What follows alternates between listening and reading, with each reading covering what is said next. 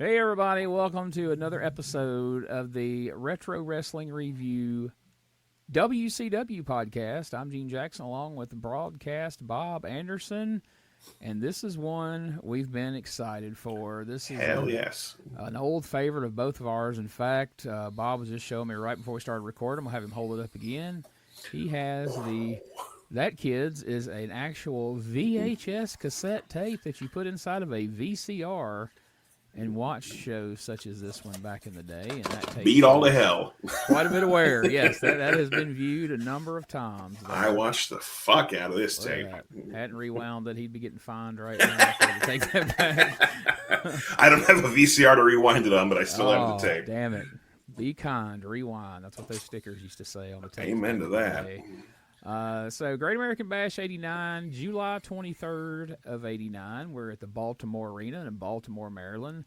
14,500 people showed up to see this event with a buy rate on pay-per-view of roughly 140,000 buys. So, at around $30 a piece. 89, it might have still been $19.99 roughly. But that's probably back then, yeah. Pretty good numbers for an NWA WCW pay-per-view, I would say. So we're going to go ahead and get this one going. It's a pretty long show, so we'll go ahead and pull this up. We'll let the intro play a little bit. It's kind of fun for me here to hear Lance Russell kick this one off, the voice of Memphis. So let's get old Lancer going here. Welcome to Baltimore, Maryland, and the high-intensity action of Glory Days, in contrast to the serenity of the thoroughbred farms of Worthington Valley. Here in Baltimore, the Inner Harbor, one of the great reconstructions of a major city in the United States. Then it's to the action in the Baltimore Arena. Let's go there for World Championship Wrestling.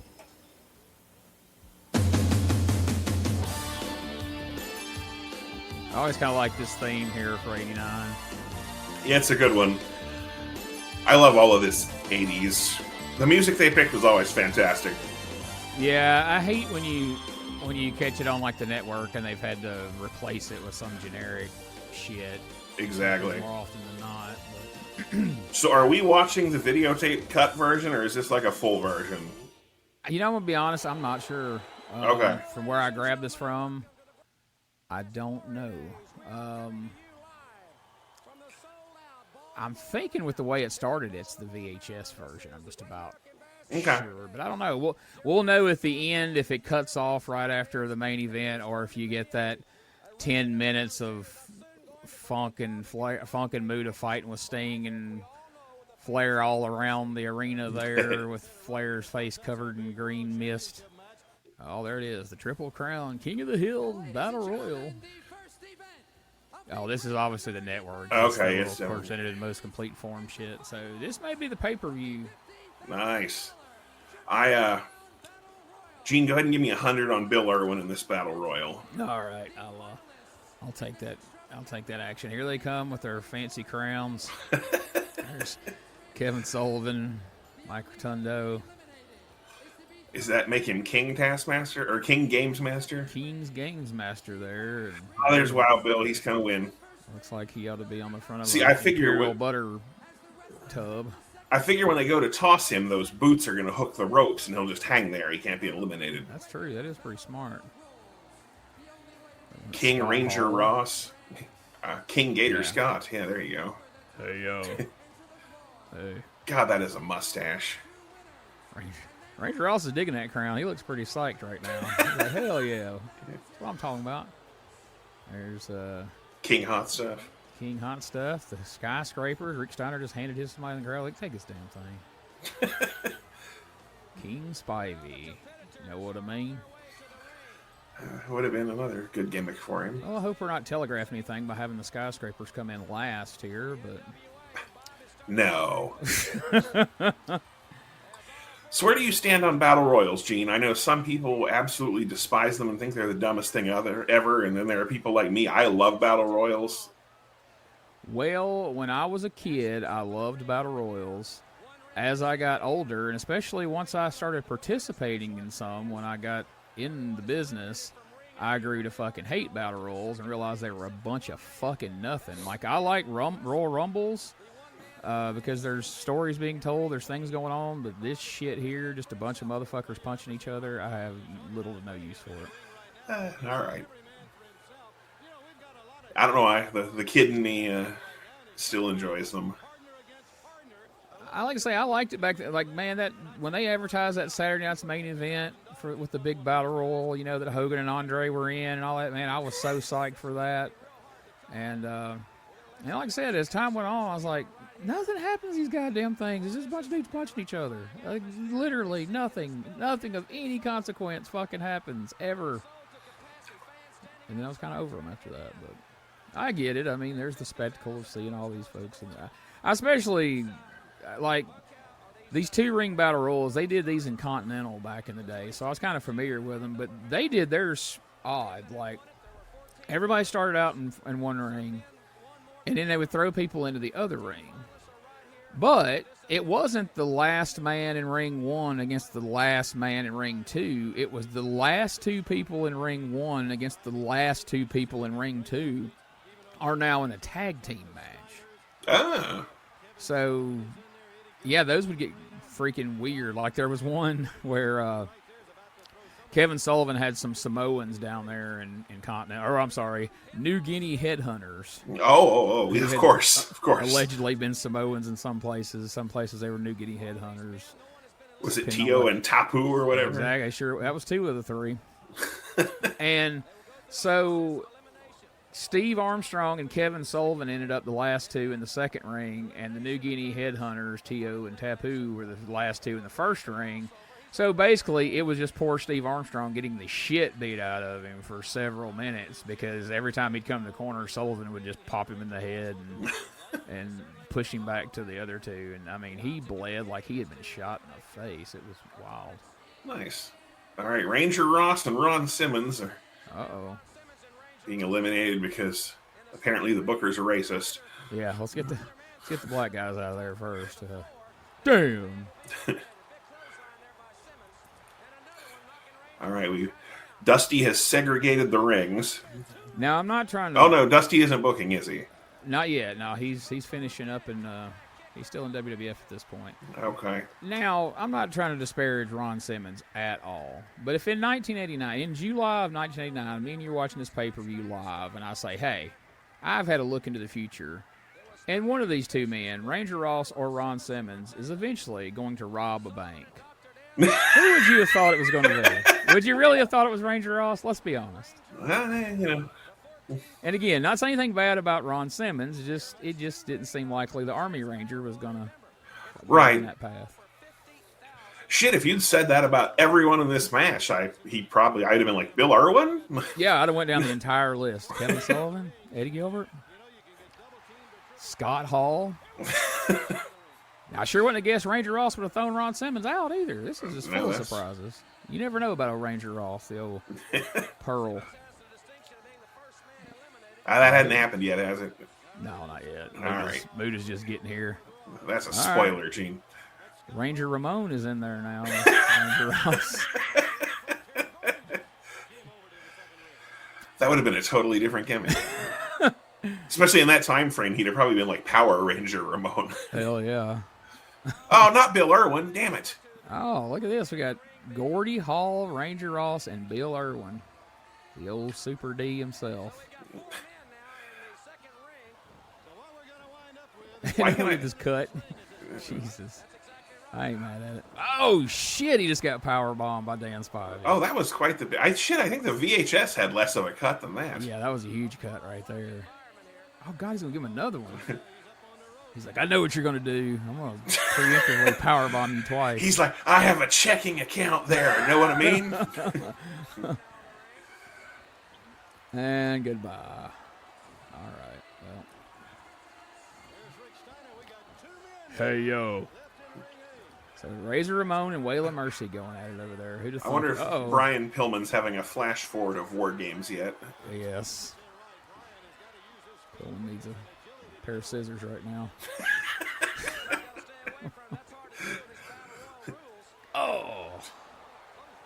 right there. I was always such a fan of Sid, which I had seen him since his beginning of his career as Humongous in Alabama, but I don't know. I just always liked Sid, even if I wasn't supposed to. If Sid didn't have a screw loose, he would have been the goddamn biggest thing in wrestling. Oh, you ain't kidding. If he hadn't had this softball fetish, he could have been just right? the biggest star of all time. You ain't wrong. I mean, he had the fucking look. He had the body. He didn't need the moveset. But 100%. He had that Eddie Gilbert thing of like, oh, things aren't going my way. Fuck this. I'm out. Yep, I'm out. I'm going to go play softball this summer. But the difference was, built like he was, whenever he decided to come back, they're like, all right, come on back. Yeah. You know, like, you're built like a fucking Greek god. Yeah, we can't tell you no. Oh, surely Oh, not. no. Surely what? not.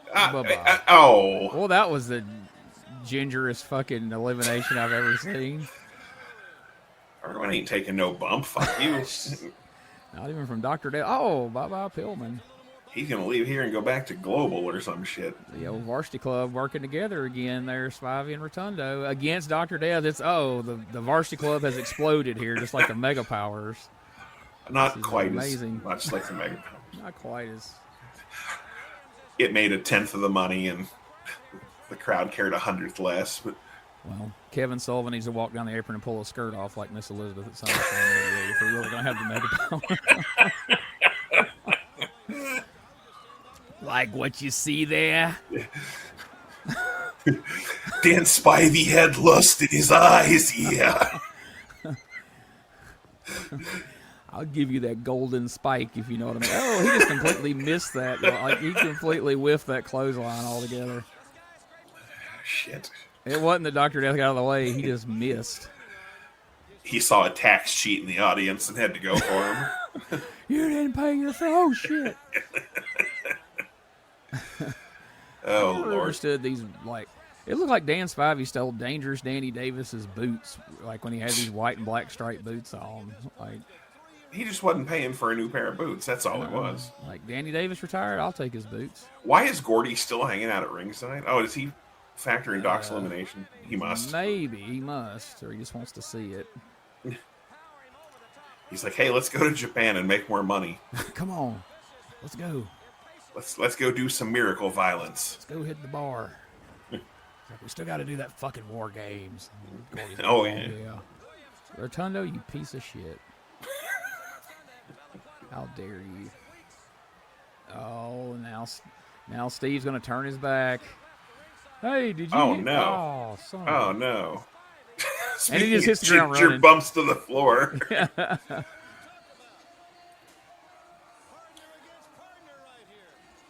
Maybe brother against brother. Oh, I know. They're going to split that money, player, and have a tag team match. Wait, you're saying they're not going to go one-on-one? Oh, no, actually, they're just going to replace one of them with The Undertaker. Yeah. Eventually, Sid will puncture his lung and have to be replaced by The Undertaker. And then Dan Spivey will get replaced by Mike Enos in a mask for a pay-per-view. And Oh, yeah. Skyscrapers are officially dead.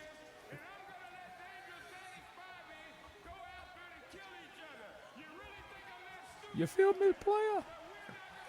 Holla, holla. Come here, Danny.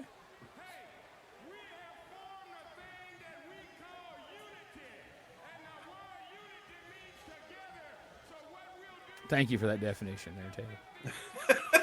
Well, unity means together. That's where the Dean Douglas gimmick came from. WWE Network could have borrowed your VHS copy of this show and it been better than the shit they're using for this fucking. You ain't wrong.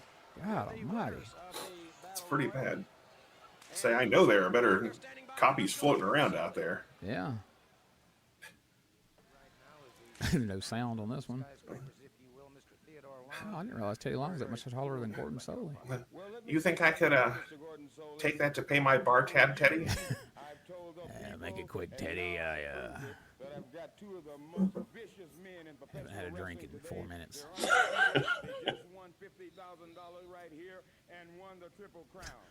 Teddy's got his power bill, and I'm like, hey, just won $50,000 right here, and this shitty crown. They shouldn't have had interview with the Crown that close because you could tell it was cheap plastic. When they carry to the rings, nicer than that. Right? Yeah, it looked like they just picked it up at Burger King on the way shit. there. Like, what, man? Then again, Some work at this point. Some 1989 Burger King would be a lot better than today's Burger King. So. Yeah, you ain't kidding. Teddy looking rough. All right, Teddy. All right. Boy.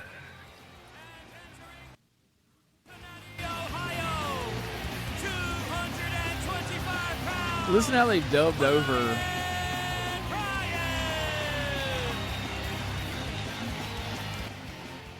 That's not Capetta. They've dubbed over the announcer because Pillman come out to Def Leppard at this. I was saying, well, didn't he come out to Rocket or something? Yeah, so they had to dub the whole fucking thing. Right, we're probably lucky it's not goddamn Michael Cole's voice. Oh yeah, get him, Bill. Bill Irwin, you son of a bitch! How dare you? So Pillman's fresh out of Stampede here. He's only been around a few weeks at this point.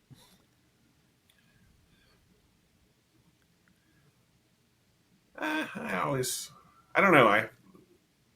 I liked Hollywood Blonde Pillman, and that one, his few ECW appearances were always fun. But I just never got into Flying Brian. I liked him. I liked the Loose Cannon Brian. I became a big fan of that. But I mean, I always liked Pillman's matches and everything. I wasn't like a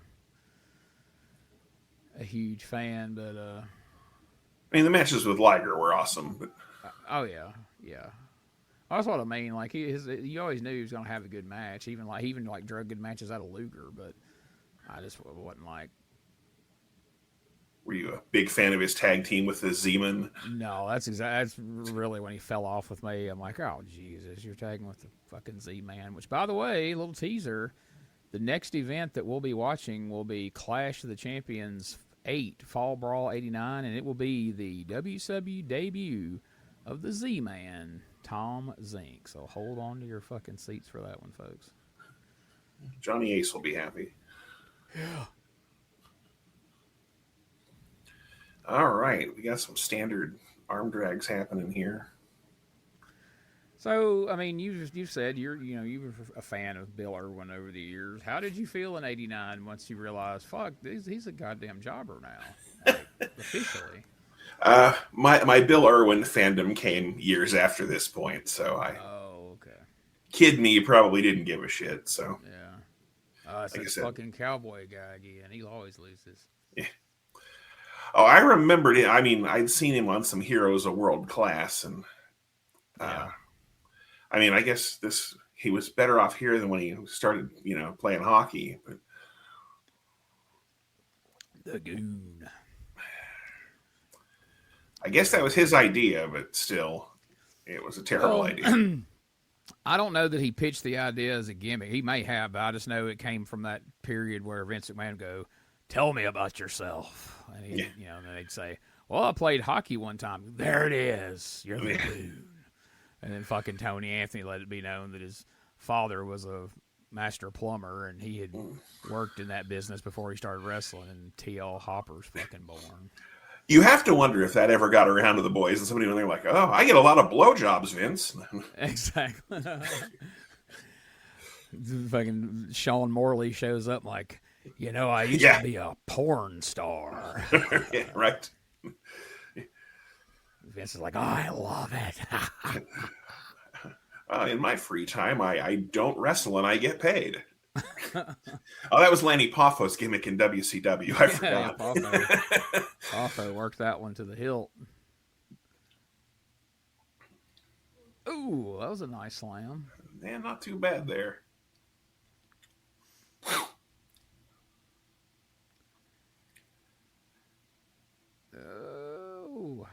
I mean, that was the thing. Like Irwin he wasn't going to win, but he would usually have a pretty solid match with folks before he lost. It was competitive jobbing. If that's a term.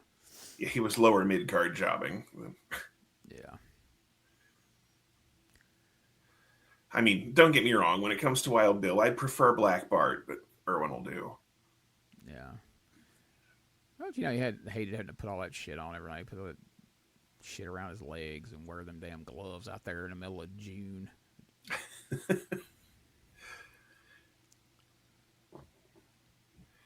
Perm his hair. Yeah, get his hair all permed up nice.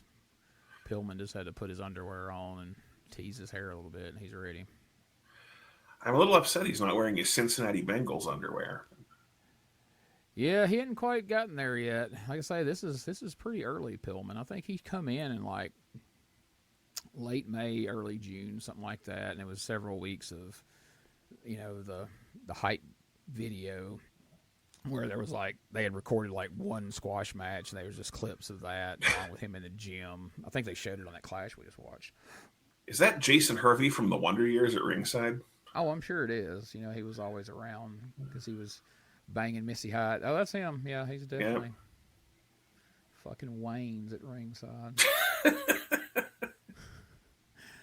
On the 91 USWA shows we're watching, fucking Rob Van Dam shows up at the beginning of his career, and he looks just like Jason Hervey in this era. Like, they cut to the desk, and Dave Brown and Michael St. John are sitting there with this dude in between them. I'm like, is that fucking Jason Hervey? And they're like, we're here with Rob Zakowski. And, man, he had no charisma, no anything. Every promo is like a hostage video. They're like, you got a big match coming up Monday night against Samu. And he's like, yeah, I'm looking forward to competing against Samu. He's tough, and it's going to be a good match. All right, there you have it for Rob Zakowski. He must for some reason in Memphis when Sabu showed up, they called him Samu. Oh. And despite the fact that he was wearing genie pants and a fucking turban, they said he was Samoan. Of course they did. So I'm like, apparently somebody got confused and thought they hired Samu the fucking Samoan. Which was weird because in 91, like, the SST's well established by then. Like, right. Why would you call him Samu and not Sabu? But yeah, that whole run there, he was Samu. Well, he was probably supposed to be Sabu, and they mispronounced it once on TV, and that was the end of it. Yeah, and they would put it on the graphics and everything. But Jeff Jarrett would always call him Sabu. He was the only one on the whole show. They did it a couple different times because, like, at the same time, like 2 weeks before Sabu shows up, Chris Candido shows up, but they call him Chris Candino. And that's what the announcers called him that, the wrestlers called him that, the graphics said it, and then finally 1 week in a promo, Jeff Jarrett goes, yeah, this week I'm wrestling Chris Candido, and he even said it like that. He goes, Candido. And then the next week, all of a sudden, the graphics are corrected, and Dave Brown and them are just acting like he's always been called. He's been called Chris Candino for like 4 weeks, and suddenly we're acting like that never happened. That's pretty funny. Good old Memphis. You're missing out. Yeah, Irwin's definitely getting a lot more offense than the VHS version. Yeah, there's a lot cut out of the VHS. It cuts. I don't think there's probably 2 minutes of this match on the VHS version. 3? Yeah, something like that. There's definitely not as much Irwin offense. Yeah, thank God we're getting to see all this. So hateful, Gene. Try to get you to watch Crockett Cup 87, and you're like, I don't want to watch all them damn squash matches.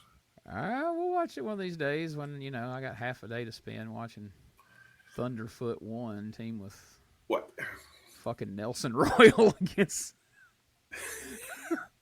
the goddamn Cruel Connection or whatever the fuck it is. You're just lucky I can't remember the name of the guy under the Thunderfoot 1 mask, or I'd yell at you. I want to say Gene Ligon, but he was Thunderfoot too. Yeah, Thunderfoot. Joel Deaton. Deaton? Yeah. Yeah, it was Deaton. The thing that just to this day irks me about the Thunderfoots is why they wouldn't refer to him as the Thunder Feet. But they would always say the Thunderfoots 1 and 2. Maybe they didn't train plurals in the South. I don't know. Apparently not. I don't know. But I don't know. I can just think. I remember how long I labored over what I wanted my name to be when I got into wrestling, and I spent weeks and weeks and weeks trying to come up with something. And I just can't imagine that anybody finally settled on like Thunderfoot. That's it. We'll put a lightning bolt in the middle of our goddamn or fucking spandex bodysuit, and we'll be Thunderfoot 1 and Thunderfoot 2. Oh, so we'll be the Thunderfeet? Fuck no, we're the Thunderfoots. You stupid. That sounds dumb. They could have just like slightly altered the old Thundercats cartoon thing. Thunderfeet are on the loose. Thunderfoots.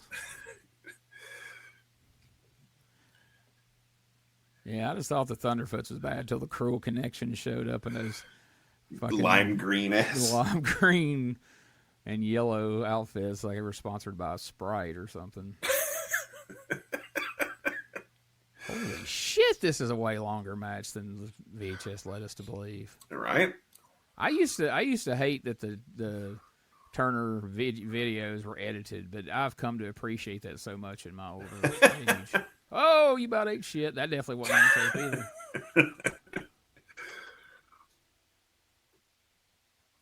You're just supposed to be in... God! My God!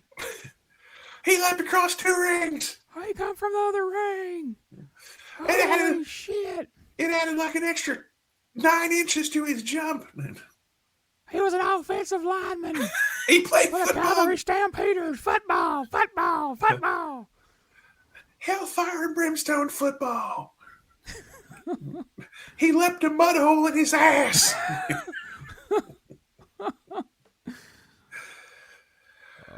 Jim Ross was so good before he became a character of himself. Yeah.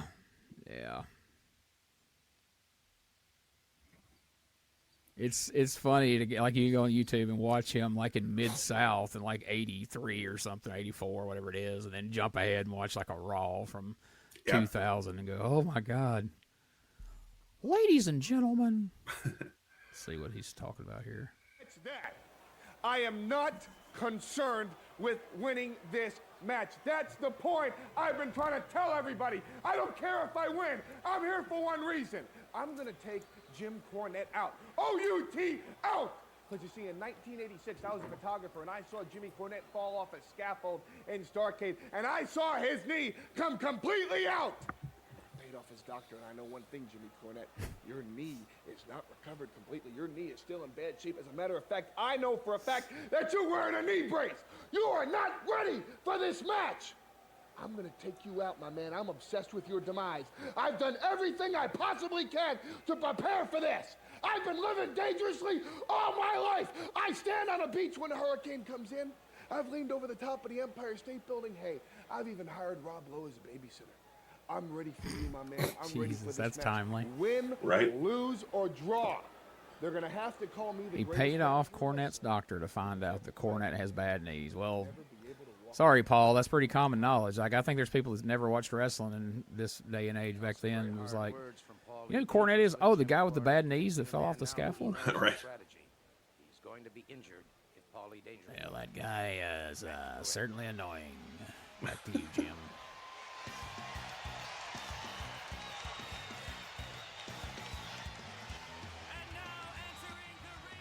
That was some...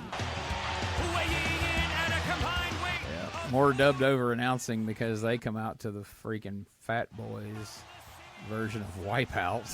Oh, I remember that. In the day. Johnny and Shane, the dynamic. God, Johnny dudes. looks like such a dynamic douche. Cut the fucking music, dude. Oh, Johnny's going to try to lift this little fat kid. God. Holy shit. That's the most athletic thing I've ever seen Johnny Ace do. And that kid has zero interest in being there.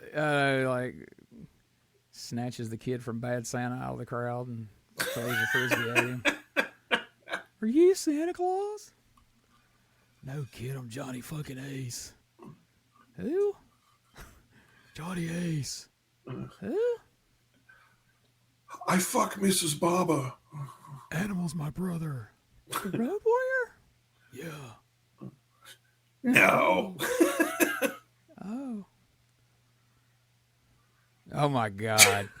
Okay, if we halfway thought for 2 seconds the dynamic dudes were cool, they just killed it by high-fiving Wayne from the Wonder Years before the match. Jesus. That's quite the endorsement.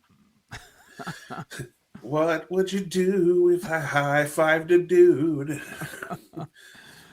Oh boy, this match I bet you is gonna be a hell of a lot longer than what we saw on the tape too. I don't even remember who they're wrestling. You will hear in a second. Oh, remember okay. this like ding ding ding power bomb. All right, bye.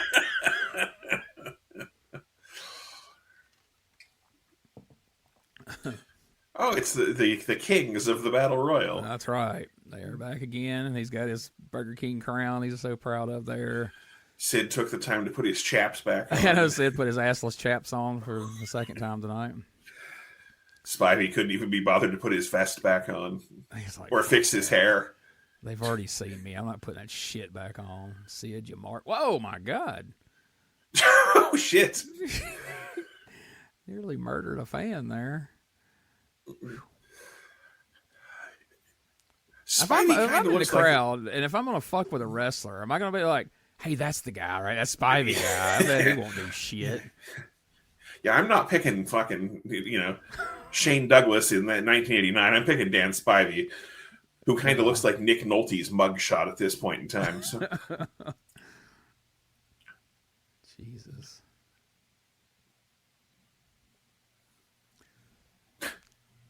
I mean, Sid looks like he could lift a lot of weights and would probably, injure you if he got his hands on you. But Spivey looks like he would like just stab you.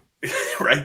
Yeah, Spivey looks like the kind of guy who has a trailer on the back of his property where he keeps the corpses. Exactly. Like Spivey, look how cheap that fucking crowd Quit is. putting that on camera, folks. My God, that's Party City shit right there. Like, yeah, Spivey looks like a truck driver who's wanted in 13 states. Like, he's going to be on Unsolved Mysteries or Dateline just any time now. You think there?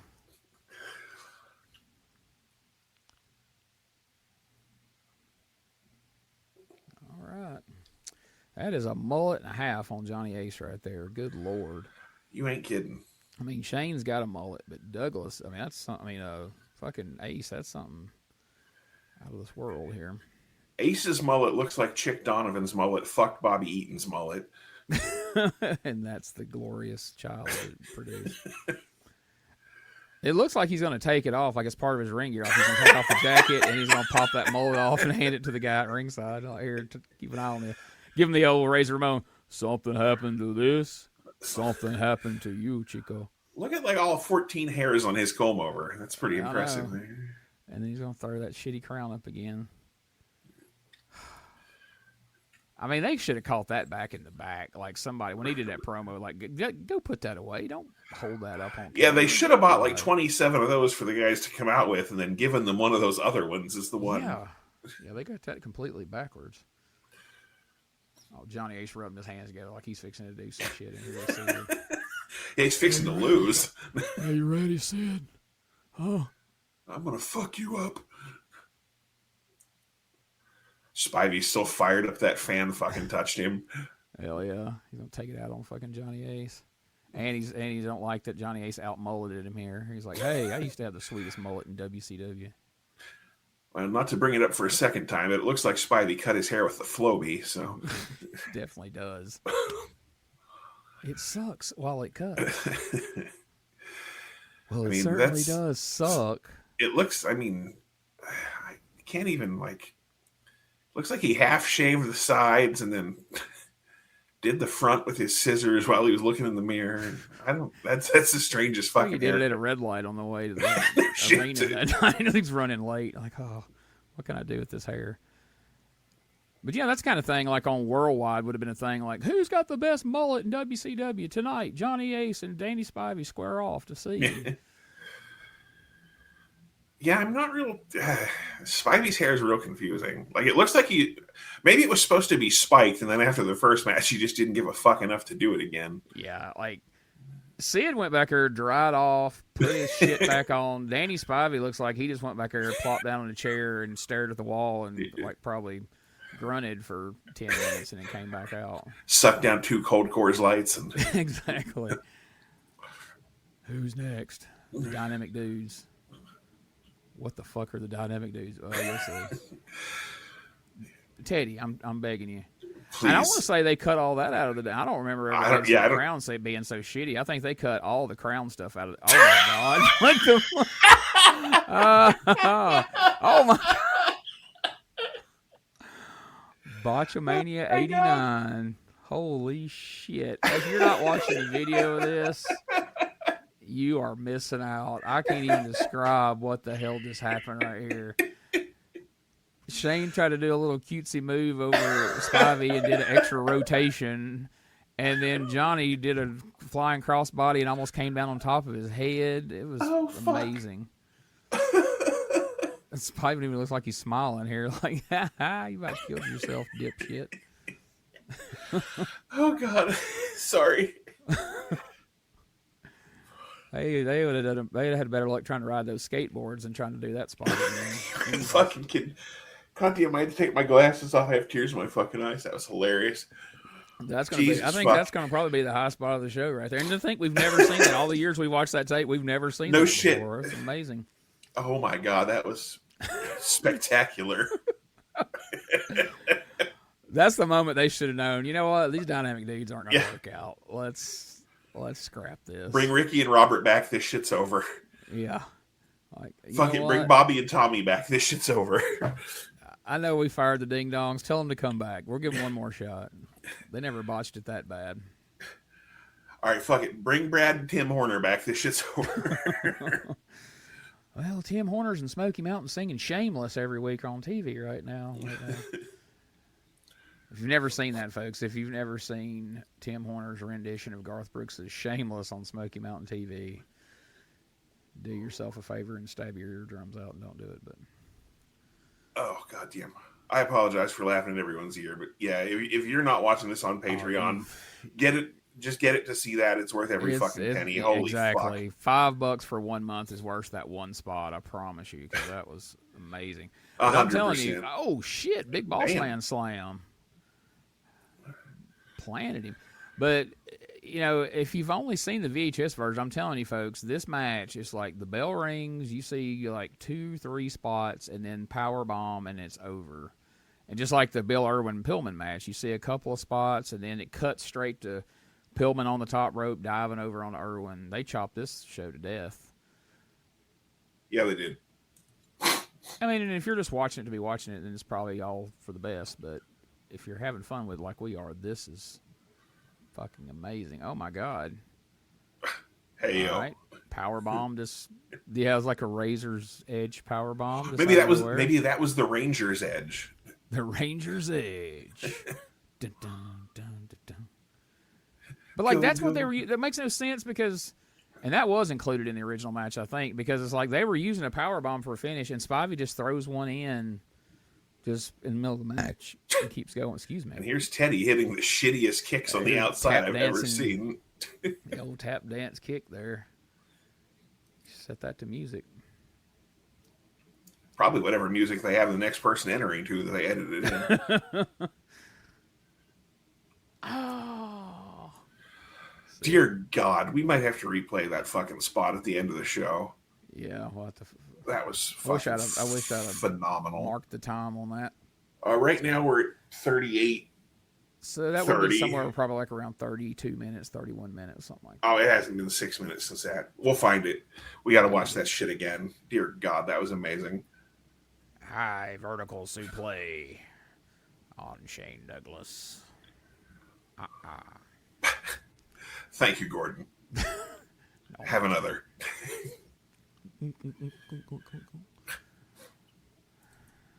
All right, here comes Big Sid.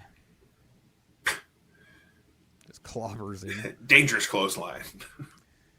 Now, just a few months before this, in Continental, it was revealed that Shane Douglas was Lord Humongous's cousin. Oh. And he turned babyface to save his cousin Shane. And Detroit Demolition, which was the original Smash, Randy Colley, threw ink in Lord Humongous's eyes. Oh, my. Although it did make for one of the funniest screens. Remember that old song, He Ain't Heavy, He's My Brother? They put on the screen the next week, he ain't humongous, he's my cousin. Which even as a kid cracked me up.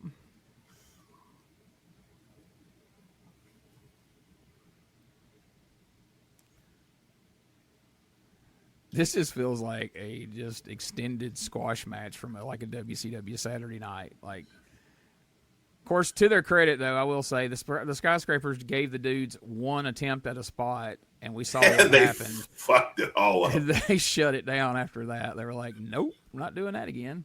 Yeah. Oh, nope. God damn, I thought he finally called him. I seen him call it, and he's like, crossbody. Nope, backbreaker. Where's Spivey going? He's okay. He was like, "Let me show you dudes how to fly." Watch his falling headbutt here. I learned this in Japan. Yep, there he went. Oh, the hot tag on the Johnny. That's okay. Drop kick. You're not coordinated enough to jump in and drop kick Johnny. Come on. God awful punches. How the fuck was he so popular in Japan for all them years other than before Baba's wife? Japanese. Jesus Christ, he can't even climb the top rope. Japanese people clearly have different expectations of wrestlers, I guess you should say. I don't know, but well, usually it's better than ours. well, I mean, apparently they lower their expectation for the American wrestlers. Oh, okay, that might be the especially case. Blonde mulleted goose. Bye-bye, Shane. I mean, I can't say that I've watched that much Johnny Ace in Japan. Maybe he got way better. Okay, am I wrong? Oh, no. I haven't seen much, but I what I saw was not way better or even a little better, but Jesus. Oh, big double hip toss. That'll set the crowd on fire right there. That is the one problem with a tag team like the Skyscrapers when Dan Spivey has to be the bump guy. Yeah. And we were going to turn a head scissors into a power bomb. Didn't happen. Lee Spivey's got it like, no, we got to pick him back up. Oh, shit. Oh, shit. Damn it, if that had been 6 inches the other way, we could have saved the world. Fucking Johnny Ace. Oh, my God. The one he hit earlier in the match when he put him all the way up on his shoulders and flung him looked better than the one that ended the match. God damn it. They should have cut this match out of the fucking tape, honestly. You ain't kidding. Now we know why it was 2 minutes long on the fucking tape. But yeah, that's the problem with like the Skyscrapers. Like, it's okay, you can have them go in and kill jobbers all over TV, but when it comes time to have competitive matches, aside from like the Road Warriors and maybe the Steiners, who's going to have a believable match with them? What's Corny got to say? Let's see here. We're setting up for a fucking tuxedo match, folks. I did get knocked off that scaffold, and I did blow my knee completely out. I suffered a torn anterior cruciate ligament. I underwent surgery. I was in a hospital for a while, and I still have to wear a brace because orthoscopic surgery couldn't repair it sufficiently.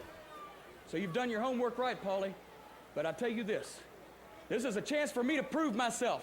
This is a chance for me to get some satisfaction, not only for myself, but for all those people across the country who would like to take one of these and put it upside your head. And that's why I don't care. If you break one of my legs, I'll come hopping to you. If you break both of my legs, I'll crawl like a reptile on my belly to get to you, Paulie. Because I want some satisfaction. You've tried everything that you could think of to take my place in the NWA. You've copied my men. You've copied their moves. You've copied my dirty tricks and my cheap tactics. You have tried to take my place. But the only way you'll ever take my place, Paulie, is when I'm 6 feet under, and if you want me there, you're going to have to put me there yourself. You ain't man enough to do it, and I'm going to prove something right here. Because if there's one time in his life that Jim Cornette needed to get physical and needed to win a fight, then, brother, it's right now, and I'm going to get it everything I got. And part of it's going to be for me, but part of it's going to be for all those people who've supported me, and after all the things that I've done in the past, has said, Jim Cornette, we're on your side. I'm getting out of here. Well, all right. We're going to the ring, and let's hope it's not the end of the career for Jim Cornette. Let's go to the ring. Boy, Gordon's extra, stoic this evening. He is. He must be sober. It's funny to me, Cornette he never says Paulie or Paul. He always says Paulie. So I always like picture like he's cutting a promo like Paulie One Shore. of the Sopranos. Whoa, buddy, settle down. You just need to be chilling with the weasel. Well, it's a good thing that your viewing base is older, because most kids today probably wouldn't get that reference. No, they just know him as some weirdo that shows up on Kill Tony every now and again, and people wonder why anybody ever thought he was funny. But most of the people who are watching this probably. Well, then again, I'm of the right age group, and I still wonder why we thought he was funny. Yeah, well, it was a certain time, I guess. Tuxedo match. I actually just learned like 3 days ago that he actually was one of the original choices for Ted in Bill and Ted's Excellent Adventure. Wow. Can you imagine how much that movie would have sucked then? Movie. Yeah, right? I'll say that would have been WWF blurred out. On a fan sign. That's funny. Cornette's walking like he's got a corn cob up his ass because his knees already gave out on him before he even got out there.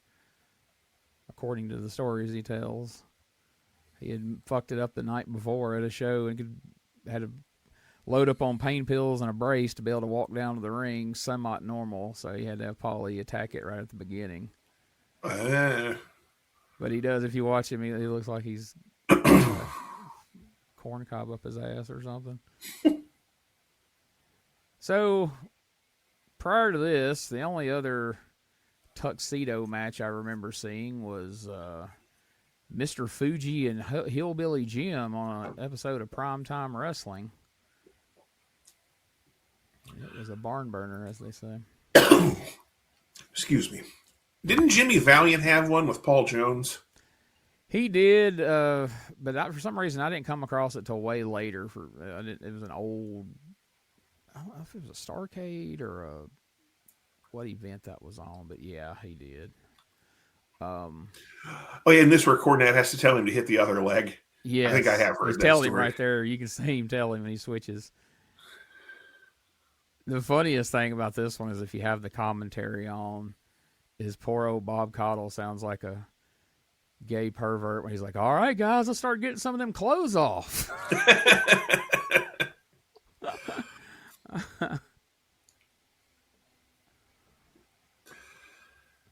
I don't think there's anything wrong with that, but it just sounded weird coming from Bob Caudle.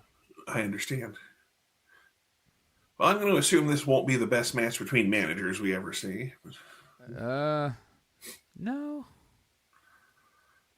But the thing is, it's bound to be better than that last tag match. So. Well, yes, there's that. See, there's an AWA match between Bobby Heenan and Lord Alfred Hayes that probably tops the manager list. But yeah, if you've never seen it. That's for the longest. That was the only Lord Alfred Hayes wrestling match I had ever seen in my life, and I've still only seen maybe 2 more since then, and that was just clips. But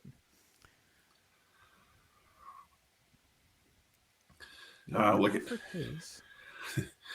promotional consideration paid for by the following. Well, Paulie wearing the cummerbund thing. He's going to take his own cummerbund off here.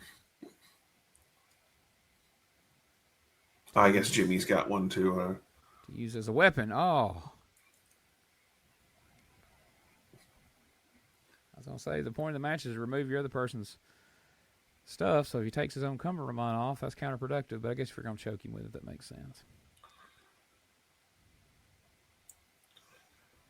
Is that your preferred article of clothing for choking people with, Gene? I'd prefer a belt, but I mean, seems a little more effective than the cummerbund. Oh my God, he's getting choked with his own cummerbund, which is the ultimate humiliation. Everyone knows that. Well, when it comes to tuxedo matches, I would say it definitely is.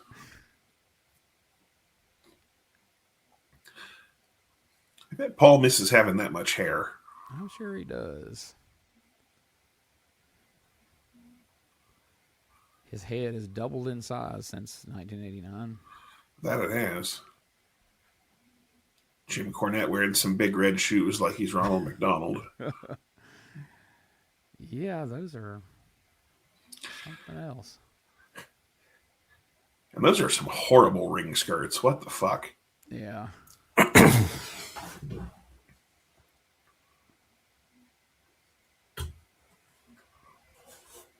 Guess that's just their Great American theme for the bash, but yeah, it is. It's like something to do with it hanging up at the grocery store on 4th of July. I would say it looks like a cheap tablecloth.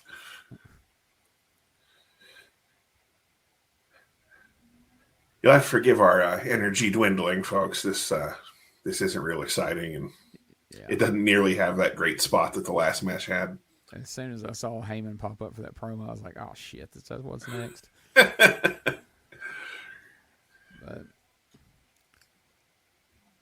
Heyman probably rented that tuxedo for this match.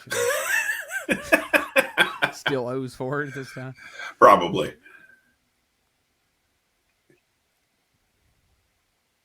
There's probably some place, it's a poor place in Baltimore that went out of business because he owes them like $10,000 in tuxedo rental fees at this point. This was another match that I think got cut down quite a bit as well. Mm-hmm. Yeah, had it not been for the trouble of having to try to transfer it and a bunch of shit, I would have just put up the videotape version. But it's fine. This off archive.org, and it seems to mostly be the network versions of most things, it seems.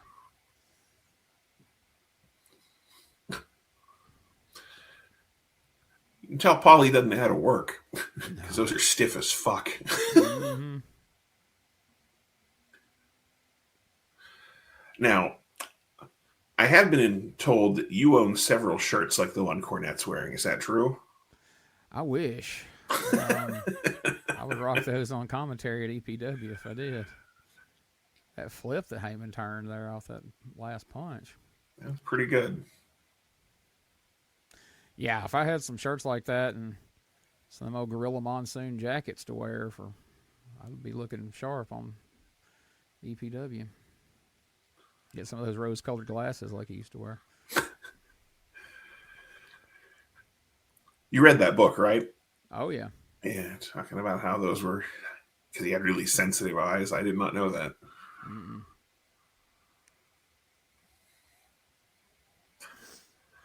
Wonder if any of the people in the crowd still have fragments of clothing from this match. Oh, there's some weirdo out there that's got... Yeah. It'll be on the next season of the Most Wanted Treasures.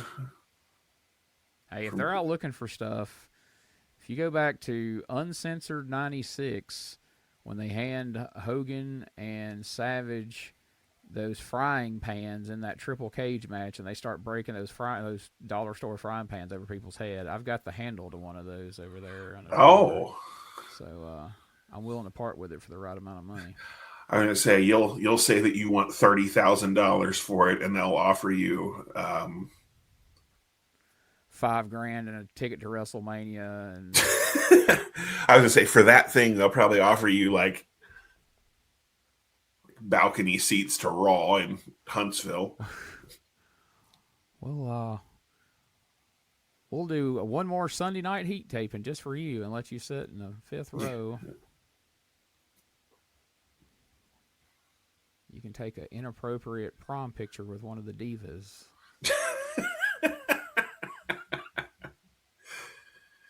Oh, I'm sorry. We don't call them that anymore. The bitches or whatever they call them these days. But the people on those shows blow my fucking... There's no way I'll sell this. There's no way I'll sell this. We'll give you $2,000 and you can look at Lita's butt. Sold! You should have held out. You could have sniffed it for another. Yeah.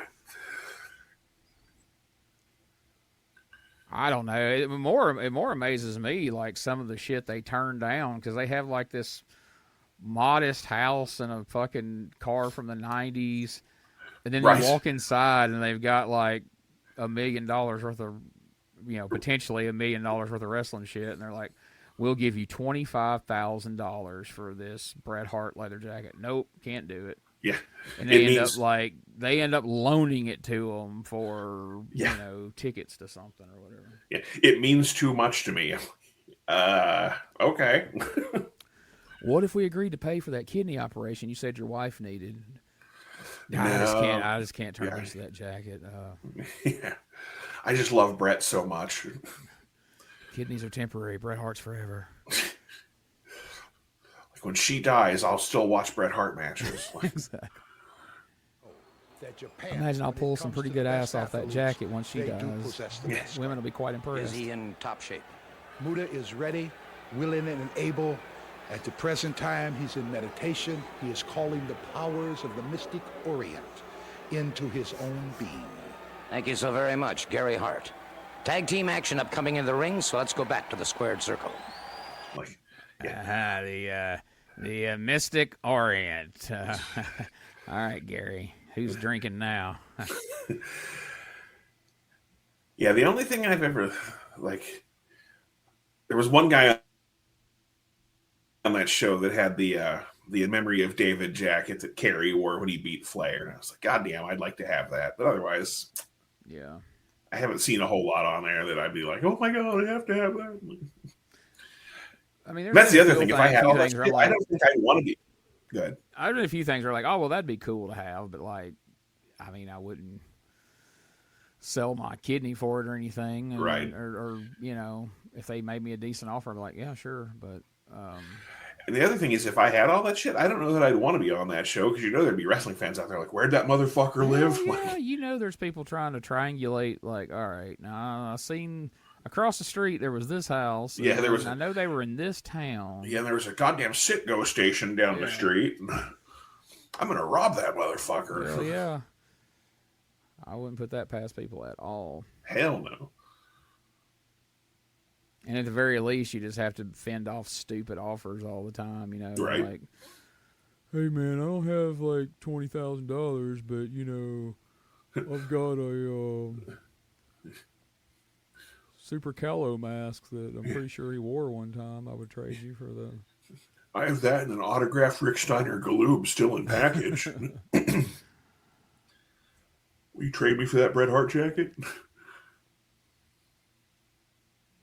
I have a bag of authentic Matilda dog shit from 1988 when the Islanders kidnapped her.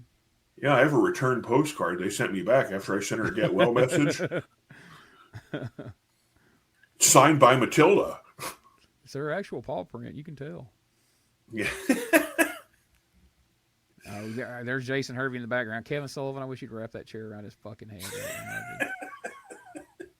Look at him jumping the rail.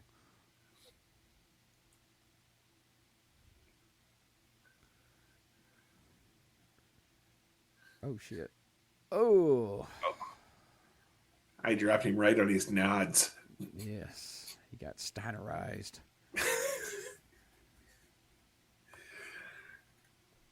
Another song we'll analyze one day on our upcoming wrestling music show that's going to happen one of these days, folks.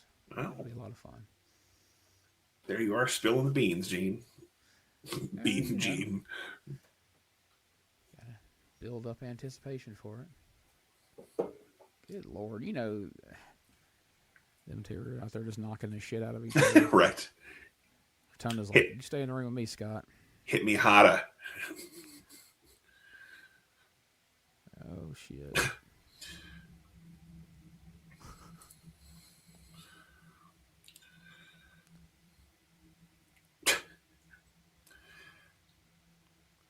Tommy Young's just like, we're not trying to settle any of this down. It's just, No. fuck it. He's like, I'm just going to pay attention to two in the ring and pretend that shit ain't happening. Hip toss.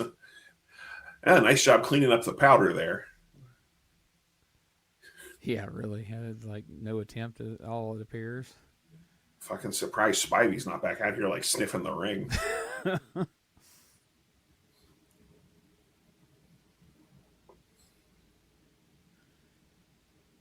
Missy in her leather dress out there. I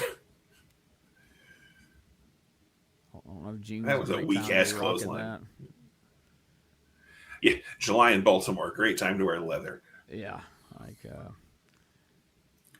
Well, he about dumped him on his forehead. Sullivan's like, smells like the hob out here.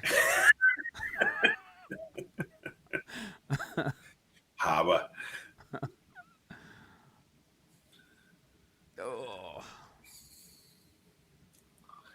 Oh, Oh, the old double pin. That was almost a problem. Are we just going to count whatever? Is this a tornado match? Apparently, I don't remember him announcing it that way, but probably, or Tommy Young knows about it. Nobody gives a shit. It's like, oh, whatever. Finally, at the end of the Varsity Club, Rotunda gets a fucking singlet with his college on it. Yeah, and they're like, hey, you got a boat captain's hat? I'm like, why? I'll tell you next week. Just bring it with you. Toot toot. Like, this sounds really stupid. Like, well, it's not like we're trying to make you a fucking IRS agent or some shit. I mean, come on. How's your accounting these days?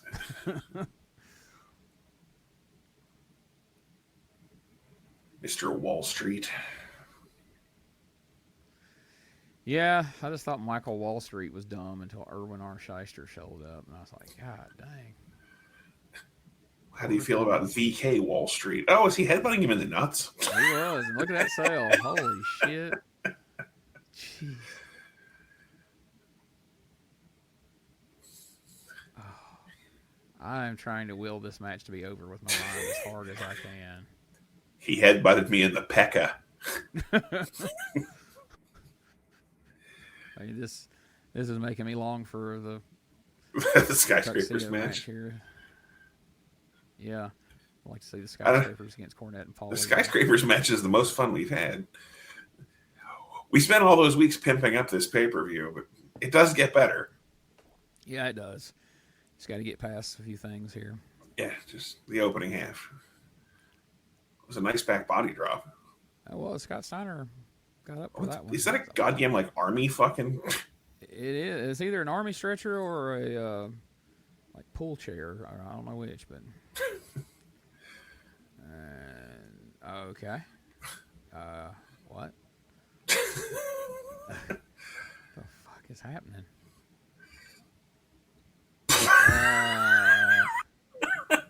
Holy shit. That made the dynamic dude spot almost make sense. Like, what the hell are we doing there? That was all that dude's spot was fucking amazing. That was just bad. All right, now they got to go backstage and try to fucking peel her out of that dress. Good Lord, you weren't kidding. You can see what she had for breakfast on that thing. Yeah, it's...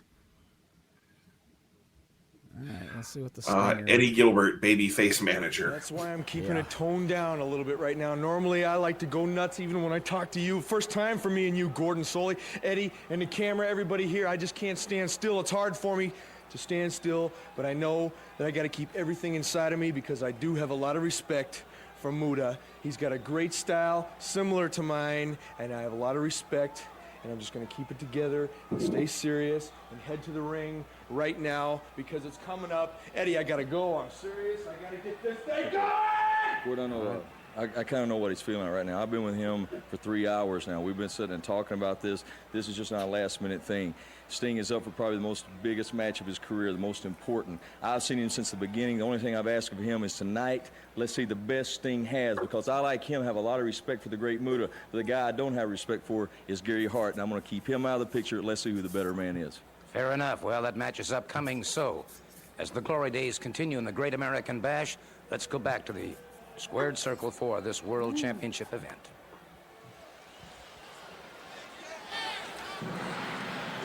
Yeah. Love this music.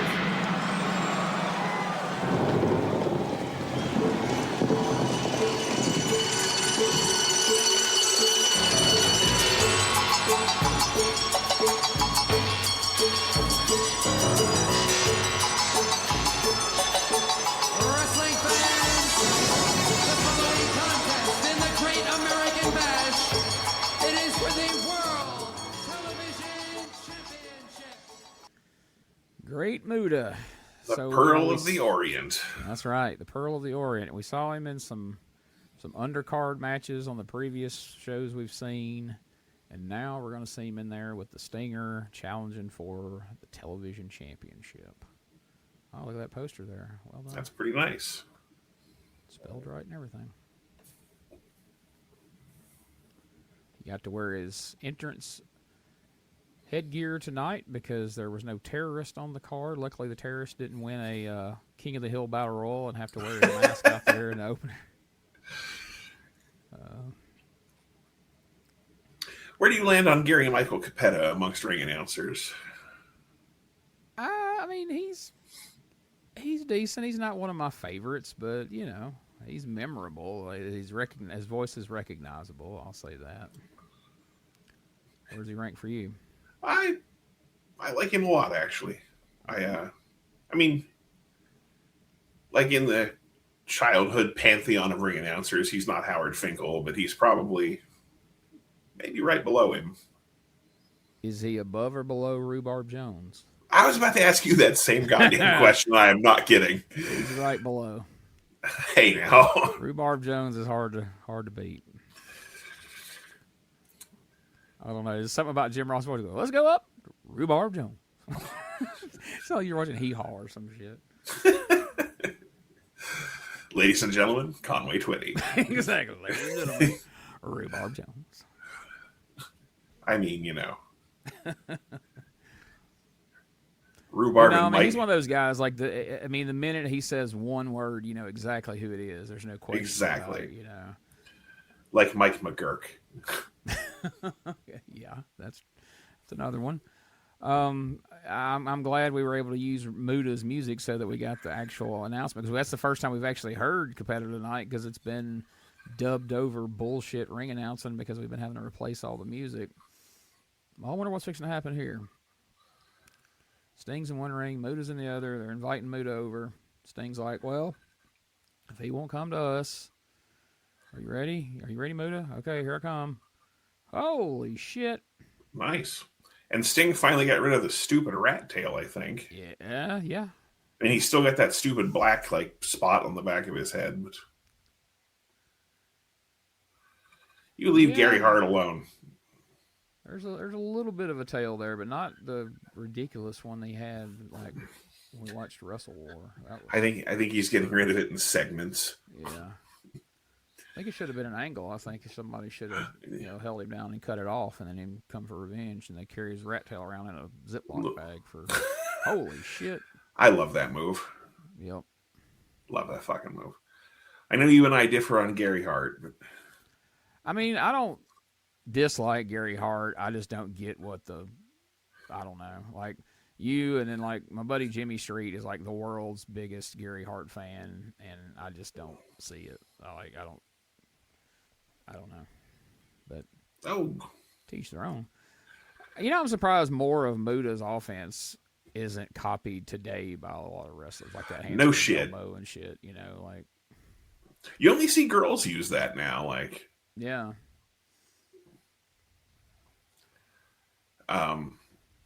And like that standing spin kick, like I know there's some Japanese guys that still use it, but you don't hardly ever see that around. But I mean, you think with you know the style that the young guys in America use today, that Muta would be somebody that a lot of people watched and studied and would implement some of that as an homage at least, but right, it doesn't happen much. And I will say, nobody has ever gotten the fucking distance on a moonsault like he got. No. I'll tell you, I know you don't watch much AEW. That Julia Hart that they have, I've never seen anybody get the fucking height on a moonsault that she gets. It's fucking crazy. I've seen a couple of clips of some of those, and yeah, it is. It's okay. Like just straight up in the air, and like that's the for someone as little as her, it almost makes it look like normally I'd be like, yeah, okay, she's too little to make it look, but like she gets up so goddamn high, it looks like she comes crashing down on them. Like she had to have been like a gymnast or something in high school. I think she was a cheerleader. Okay, I was gonna say she has to have some kind of background in that because it seems effortless from what you see, you know. But yeah, like I said, that's why. Because normally, like if someone that little doing a moonsault, you're like, it wouldn't hurt that bad. But like she gets up so goddamn high, you're like, fuck. Yeah.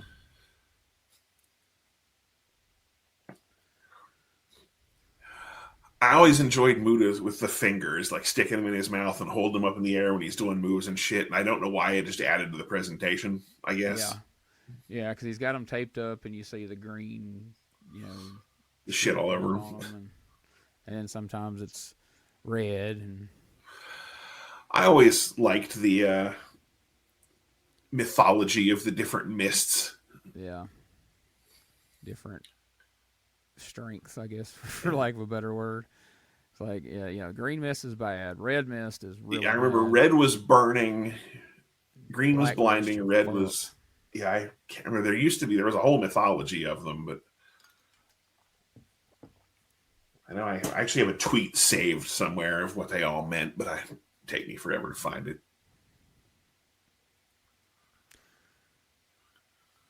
And brown meant he was chewing Red Man that day. Oh, yeah. You can only use that during the Renegades Rampage. Only the winner.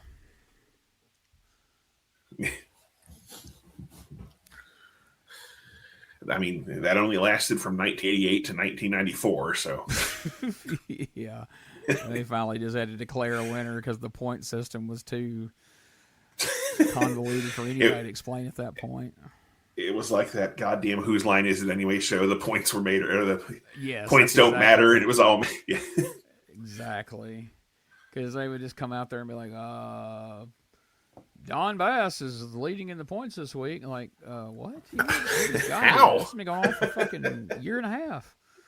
Well, he won several matches on the house shows last week. And, of course, if you get counted out, there's this many points. But if you win by a count out, there's this many points. And if you get disqualified... That elbow of Muta's is another thing. How has no one stolen that? I know. Like, the fact that there aren't 10 people out there doing Muta and Buddy Landell elbow drops. Oh, fucking Landell's is another one. Jesus. I mean, all the way back to when he was doing it back then, I'm like, nobody has ever done the elbow the way Buddy Landell did. You are 100%. Yeah, those are... And yet if you ask somebody who had the best elbow drop, The Rock. Yeah. Greg Valentine. Yeah, he just swung his leg and then fell over. That was riveting. I mean, it was comical, but... Yeah. And I'm not even telling you, Valentine, not The Rock. Rock's was stupid. Yeah.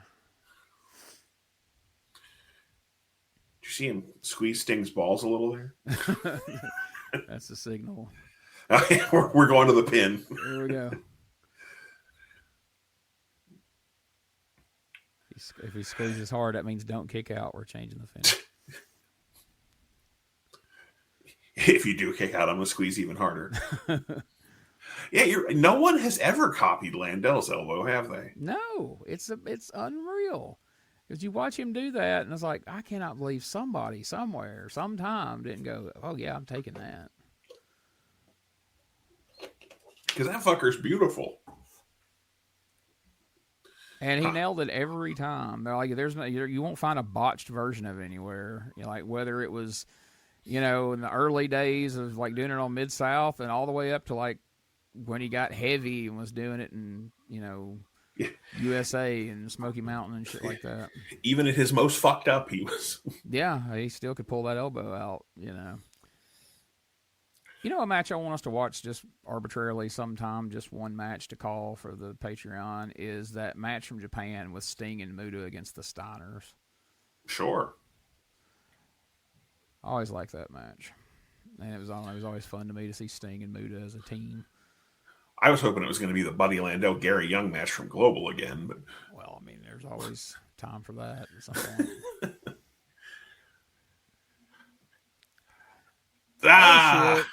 Oh, shit. Hey, I love that fucking roll through on the leapfrog. Yeah. Beautiful. Fucking beautiful. And then, Oh. I'm sure that's not the first time Nick Patrick got a face full. Missed the Stinger splash. And so you see where he's at, and you're like, there's no way he's going to get a moonsault from there. There's no... Look at that. Boom. Bang. Perfect. And the funny thing is, like, when you watched, like, the Saturday night shows, he would put them in all range of different spots, and he would always land right across them, whether it was far out, if they were in close, if they were off to one side. Didn't matter. He always landed it dead on. Oh, shit. Oh, no. this dreaded finish. How the fuck is this match shorter than all the other bullshit that we had to sit through? Because life's not fair. That's why. Right. You That's ain't the only wrong. explanation I can come up with. You ain't wrong. And why is Hot Stuff Eddie Gilbert still a baby face? I don't know. And he hated doing it from all accounts that I've ever heard. But for some reason, they kept wanting to make him a baby face here in '89. Until he finally gets mad and leaves and goes and does what he wants elsewhere. Isn't that the story of his career? It is. It is. For those of you listening, we just had the back suplex, double shoulders down, even though I think everybody's shoulders were up finish. So yeah, the old and Nick classic. Patrick's still Classic pretending fuck he finish. can't see. I remember the first time I saw that was on a Best of the WWF VHS. I think it was Volume 1, actually, where the light heavyweight title changed with, like, Cobra and Tiger Mask or some such. They did the shoulders up finish, and that was the first time I ever saw it. And then I proceeded to see it hundreds of times. 100 times. Yeah. Yeah, the first time you see it, you're like, oh, and then And then after that, as they go into it, you're like, oh, fuck, we're not doing this, are we? Exactly. I will give them credit. That's probably the only time I've ever seen it come off of a ducked spin kick. Yes. I love that Muta just snatches the belt and gets the fuck on out of there. He's like, no, I know how this plays out. I'm taking the belt and running. We'll return after these messages.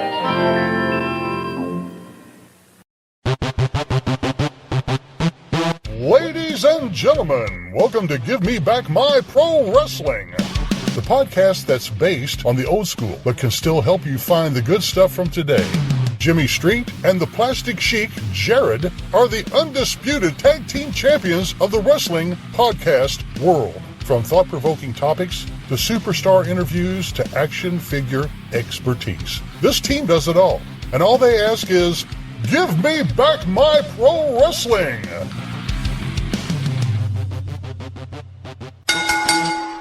Every other Thursday, wherever you listen to podcasts. Hey guys, Ray Russell here. Lots of new stuff happening here at WrestleCopia. If you haven't checked out our website at WrestleCopia.com, it's a great way to keep up with the latest episodes of all of your favorite Copia programming, from the Wrestling Memory Grenade to Regional Wrestling with the Territory Talk, the Wrestling Stoop with the legendary Bob Roop, and of course all of those programs also available at your favorite podcast streaming platforms. And if you want to stay up to date with everything going on in the Copia world, all the latest news, random thoughts, fun videos, pictures, and more, make sure to join the more than 33,000 followers over at Facebook.com/Wrestling Grenade. Don't be left out. And last but definitely not least, it's what keeps the entire machine going. I'm talking about Patreon.com/WrestleCopia. We appreciate your support in helping us pay the bills to keep the WrestleCopia Podcast Network running and enabling us to continue to bring you all the quality programming that we offer. Relive the glory days of Memphis wrestling with the Retro Wrestling Review USWA podcast. Each week, we go back in time to review USWA Championship Wrestling from the 1990s, episode by episode. Join us for watch-alongs, behind-the-scenes stories, and exclusive interviews with people who were there and lived it. Whether you grew up watching it or you're discovering it for the first time, this podcast is your ringside seat to Memphis wrestling history. It's all a part of the WrestleCopia Podcast Network. Listen now at USWApodcast.com.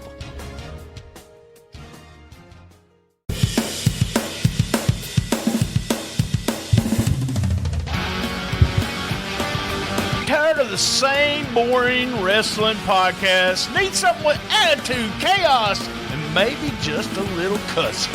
That's STSPod.club, and we got it all covered. We've got wrestling weirdness with WTF News Desk, 5-minute time limit, and the Southern Fried Brain of me, BT, steering the whole ship. We also have rolling into Memphis every week about the current Memphis wrestling. Interviews, hot takes, and wrestling outrageousness so wild it might get you banned in 12 states. That's right, it's SDSpod.club or search all podcast catchers for Shooting the Shiznit, where wrestling podcasts grow chest hair. Not sure what that meant. Love my mama. Oh, here we go. Get your finger ready to run it across the screen. And it's one fall, no disqualification. What are your thoughts? My thoughts are this, Gordon. We go back a long ways. You know that I say there it is. I've had a team of attorneys here all day long. You think he makes that L for left? Surprise for all you out there. The audience in Baltimore, but most of all, Ricky Steamboat. I think it's coincidental. I think he's smart enough to think about may that. Be able to dictate, Gordon, who ranks number one, who ranks number two. But I am the total package. I am the greatest U.S. heavyweight champion of all time and the man to beat in this sport today. Yes. And nobody, and I mean nobody, dictates to me how to defend my U.S. heavyweight title. If there's going to be a match here tonight, it's going to be without any no disqualification stipulation, a straight U.S. title match. Well. Okay. In other words, he's saying that if they don't waive that disqualification, there won't be a match. Interesting observation from the U.S. heavyweight champion, Lex Luger. Are we talking about arrogance or prudence? Let's go to the ring now, then, and find out whether, indeed, this title match is going to take... Thank you for that explanation, Gordon. So, folks, to catch you up here, WCW had announced ahead of this match, because of all the shenanigans in past Luger matches, that they were waiving the disqualification rule, and if Luger gets disqualified here, he could lose his U.S. title. And that's the way they promoted this match for weeks. And now Lex Luger just springs it in a promo that, well, if they don't drop that, if they don't make it normal disqualification rules, then he's not putting the title on the line, because apparently he can just do that. And if he can just do that, then why does anybody ever let him put any kind of stipulations on matches they don't like if you have the option to just not defend the title? So I guess we're going to get rid of the big stipulation we've been promoting here, as Ricky Steamboat is he being carried? Oh yeah, with an alligator, because that's an alligator, alleged dragon. And we had to see Bonnie and the Kid again because she was pissed off she got left off the last show. He should have told that bitch, if you want to come out, you got to stand up here on this fucking thing and help me hold this down. Yeah, and if it eats the kid, it eats the kid. Yeah, that's gonna be. It's just the way it goes. Why does the alligator have a leather jacket? He's a punk rocker. You know? That's what he's into. Actually, that's not an alligator. That is a Komodo, I think. Yeah, a little one. But... We haven't seen him since the great Ricky Steamboat Jake Roberts feud of 1986, where he brought out his dragon against the snake, and nothing really happened. He just brought it out and held him up. And them poor bastards carried him. They were like, it's bad enough if you drop Ricky, but if you do, this fucking Komodo dragon's going to get loose in the crowd. Yes, and then there'll be PETA issues. And who's that? Look at that fucking... Looks like a real-life karate guy right there. I was saying, is that the cast of fucking Big Trouble in Little China? Finally getting some work again. That's good. Hey, it's the Wing Kong. Well, former world champ, and now he's challenging Lex Luger for the U.S. title. Not that there's anything wrong with that, but Luger has gone and forced their hand and caused them to waive the disqualification rule. Surely that won't come back to bite us here, Bob. I can't think that they'd ever do something like that, Gene. That would be a bait and switch, and they wouldn't do that to wrestling fans. Yeah, that'd be a real big slap in the face if they pulled some nonsense like that. Yeah, so it totally won't happen. Oh, the Luger music's intact. I like this right here where his little platform's supposed to spin, but it's not. And so here in a second, you'll see it stop, and you see him kind of wiggle, trying to make it go, and it won't. Look at him. Look at him. He finally just had to turn around on his own. I've never noticed that in all the years I watched this shit. That's funny. Yeah, it's pretty much all downhill after that. That's the fucking most entertaining part of this match right here. But You don't like his Goldberg sparklers? Oh Jesus. He's definitely jacked here. He is. He's got his belt on crooked. That's disappointing. His belt kept spinning. Yeah, the belt was spinning and he didn't. That's where everything went awry a minute ago. I don't know why. I noticed that like when I was a kid, and every single time I've ever watched this tape, I watch for it and laugh every time. I don't know. I never noticed that. That's hilarious. Oh, here we go. Is he going to make the L? I am the total package. Nobody tells me how to defend my belt. Either you waive a no DQ stipulation, or I'm out of here. You don't get a shot at this belt at all. I'm surprised he didn't use the word dictate again, since he used it like 3 times during the promo. Yeah. Steamboat wants. You got 30 seconds, pal. Pal. Boy, I tell you, he didn't leave any room for discussion. That's how you tell him. That's it, man. It's not going to be a debate. There's promoter Gary Chester. Oh. So if the champion, and see, this is the kind of like logic, like little kid logic I had as a kid, like even watching this at 12 years old. I'm like, well, if the champion can just dictate this kind of shit, why don't Ric Flair just defend the title against Bill Mulkey every week, or why don't he wrestle a goddamn Bill Irwin for the title? I mean,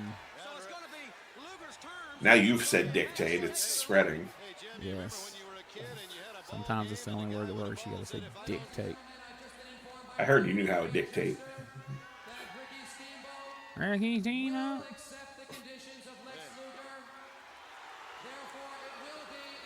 Pussy. I'd have took my dragon and went home. Right? I'm like, fuck it. You're just going to get yourself disqualified, dude. We all know how this is going to play out, man. I'm just going to take Bonnie and go home and make another baby.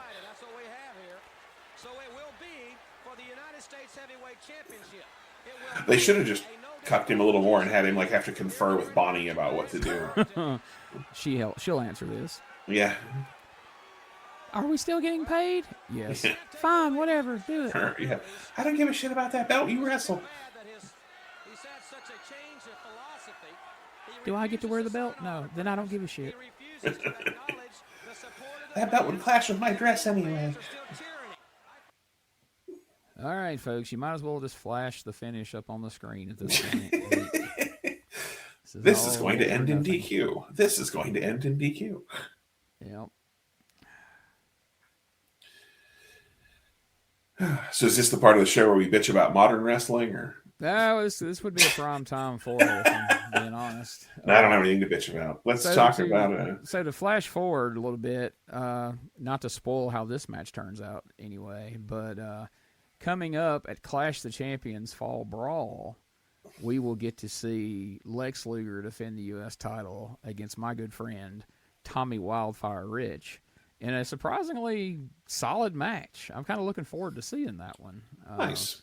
And I've asked Tommy about it in the past on Dangerous Conversations, and he said that Luger, was a bit of a arrogant prick, but he wasn't that bad to work with, at least not at that time. So, right on. That's about as close as you're going to get to a compliment about Lex Luger in that era, from what I've gathered, listening to interviews and shoots and things of that nature. Did you ever get around to asking Tommy his memories of Starrcade 91? It's coming up on the so we've got a Q&A episode, and we actually ended up having to break it into 2 parts. I had it down, but we didn't get to that question because the answers were a little more long-winded than I had anticipated. So Bob Anderson is asking a question about Starrcade 91 Battle Bowl. Spectacular. On the one that we're recording this week. So fantastic. Well, not as you're listening to this. As you're listening to this, it will have been out for a while, but not too. So go back and listen to that, folks. Yes. I'm looking forward to hearing what he has to say. I was flipping through last night and popped on a old Clash of the Champions. I don't remember which number it was, but it was the Clash where it opens with the Steiners against Vader and Mr. Hughes. Oh. And I forget what else is on there. I was only half watching. I was doing something else. But fucking Tommy had to wrestle Vinny Vegas. And Tommy comes out with a full beard and mustache. And it was such an odd look. Like, I haven't seen that look very many times, of him having the full brown beard and mustache with the blonde hair. But it's something. But, yeah, he had to have a 2-minute classic with old Vinny V. He ate the snake eyes, by the way. I'm not terribly shocked. And before that, the last Clash I had popped on and asked him about, he wrestled the Diamond Stud. Oh, and the Outsider Special. Somebody had sent in a question on that same show, last week's show, asking about, they had been looking at some of the results from 91 and was talking about what a unique variety of opponents that he wrestled. Like in the summer of 91, he had wrestled like Diamond Stud, Vinny Vegas, Larry Zbyszko, Rip Morgan, Black Bart, all these different people, and the person asked, did the Diamond Death Drop, aka the Razor's Edge, was it as brutal as it appeared to be? And he said, yeah, it definitely wasn't fun to take, but that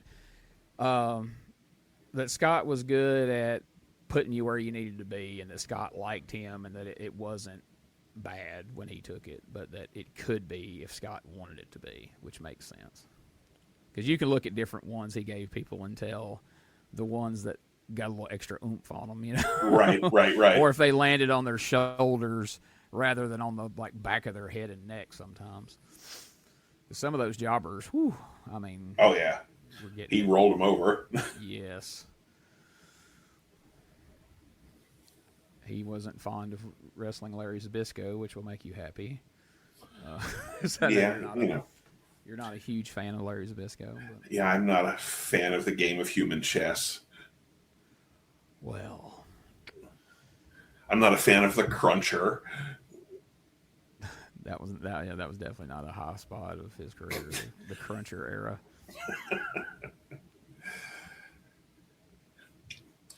Though I do have to say I enjoyed the Dangerous Alliance era, because, I mean, the rest of the Dangerous Alliance were all fantastic. I got a ton of Barry Windham. I got a ton of Dustin Rhodes. A lot of good Ricky Steamboat matches. It's a good era of WCW. Stunning Steve, Ravishing Rick.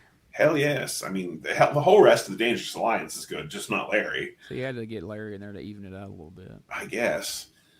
Bobby and Arn. And because I don't know if we've ever discussed it. Like, Arn Anderson's firmly in my top 3 favorite wrestlers of all time. So you had to enjoy the Enforcers tag team when Larry half of it. Arn were it's the most I've ever enjoyed Larry Zbyszko. But that and those matches he had with Regal. Yeah, that's okay.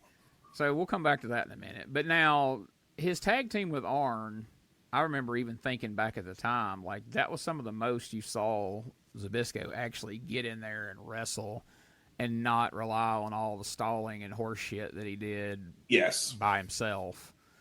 And then when he came back to wrestle Regal, my first thought was, oh, God, he's back by himself.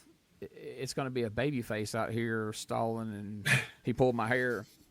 And those matches were fucking tremendous. Like, they were. I got to see one live in Tupelo, and it's one of the best matches I've ever seen live. And, I mean, I've got most all of them on video. I want to watch some of that amongst our Regal watching that's going to happen someday whenever we find time. But, yeah, it was like a whole different guy.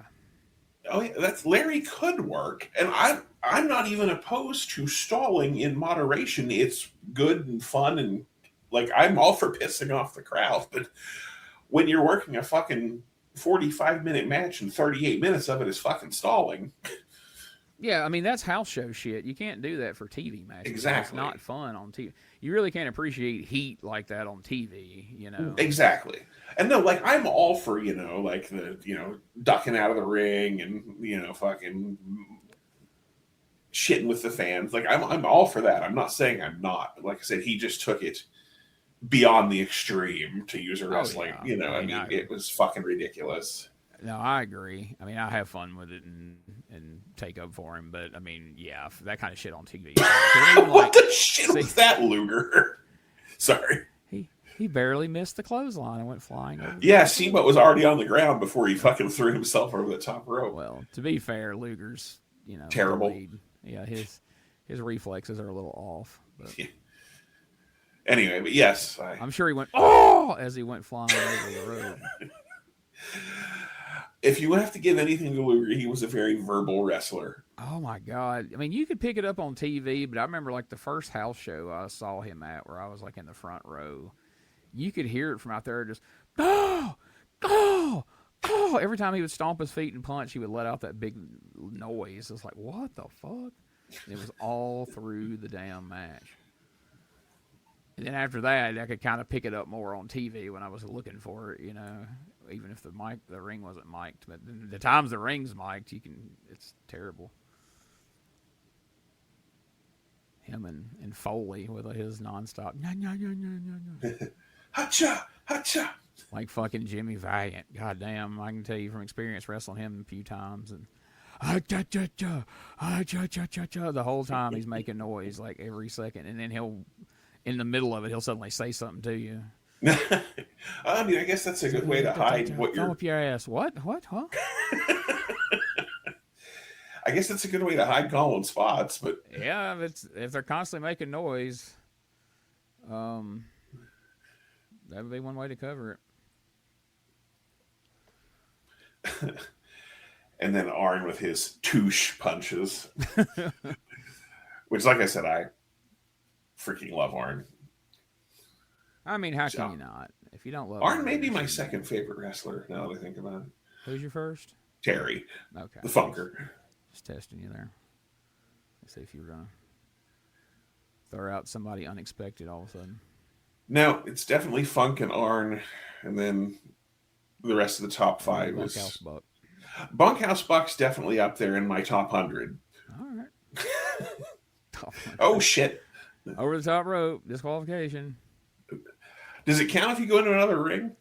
I don't think the rule book accounts for there being another ring over there. So Gotcha. I guess that's a judgment call from Tommy Young. He's like, well, we'll just go have the match in this other ring. That would have been the ultimate way to fucking... Now that since they brought disqualifications back, he should have DQ'd him for backdropping him over the top rope into another ring. All the heat goes on the referee. That would have been hilarious. Uh-oh. Well, we were talking about Regal. Regal's definitely... He may be third. I don't know. Barry Windham's in my top 5, and Foley's up there. Shane Douglas is up there. Like, not this Shane Douglas that was on this show. But... Yeah, Johnny Ace. Uh-oh. You could just let go of the chair. Right. Right now, he could let go. That spot's ridiculous, but I love it. As soon as he felt Steamboat grab his legs, my first thought would have been, I should probably let go of this fucking chair. Yeah, I'm about to get slingshotted right into this chair. And ironically, it's Steamboat who gets himself disqualified.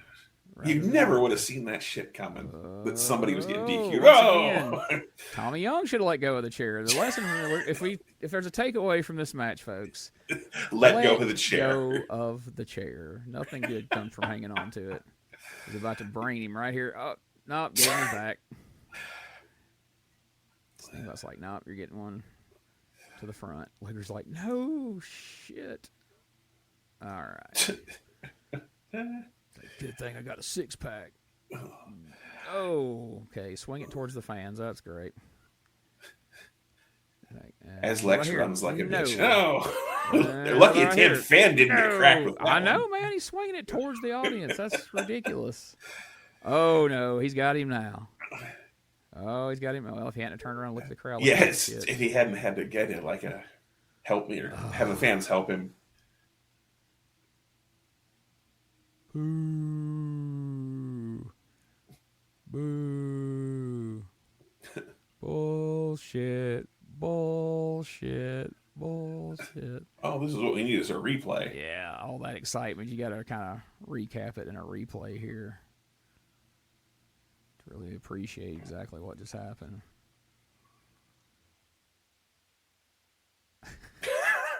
Oh, we're getting this from another angle. Fantastic. He hangs on. He's continuing to hang on. Yeah, this will go well. I'll just hang on. I'll put his chair on my face right here. This will work out. Oh, I'll use the chair to block the turnbuckle. And now, which way did he go, George? Which way did he go? He goes all the way over there before he finally falls.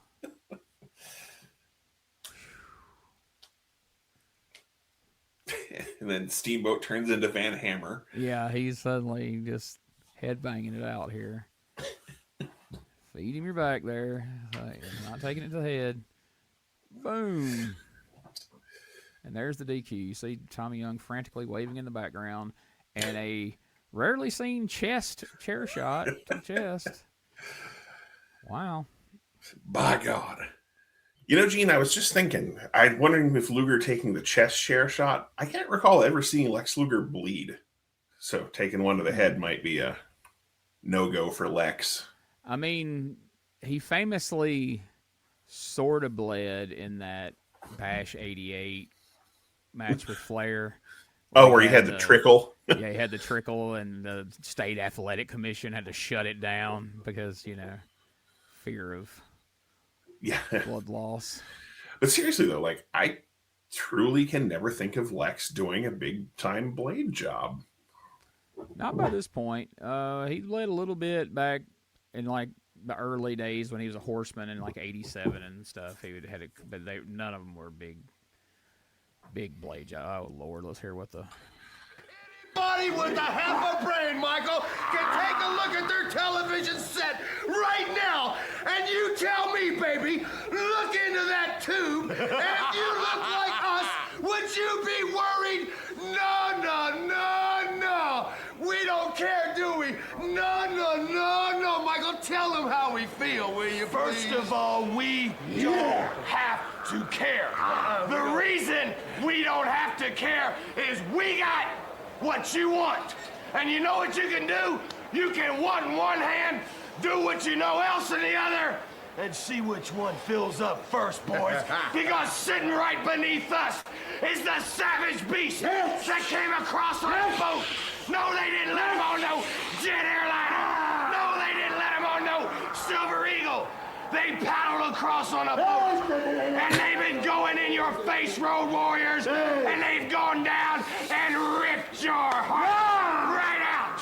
And then the Midnight Express, the most technical team in professional wrestling, has had technical breakdowns. And then, who could forget Death, the meanest, awesome man in professional wrestling until the sight of Terry Bam Bam Gordy.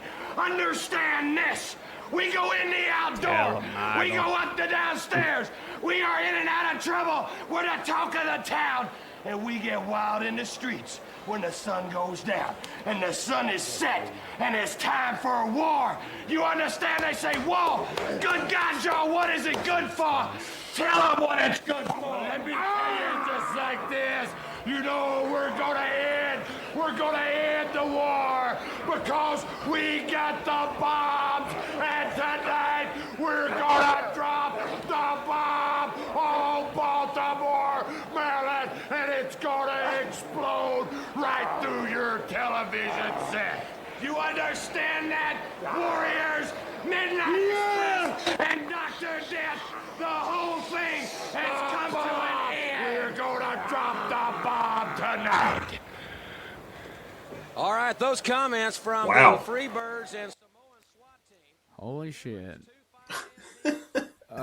Want in one hand and do what you know in the other. Mm-hmm. Okay. I think Fatu was the highlight of that interview when he said technical. Technical. Could have ended it right there. And that would have been the... Oh, wow. Wow.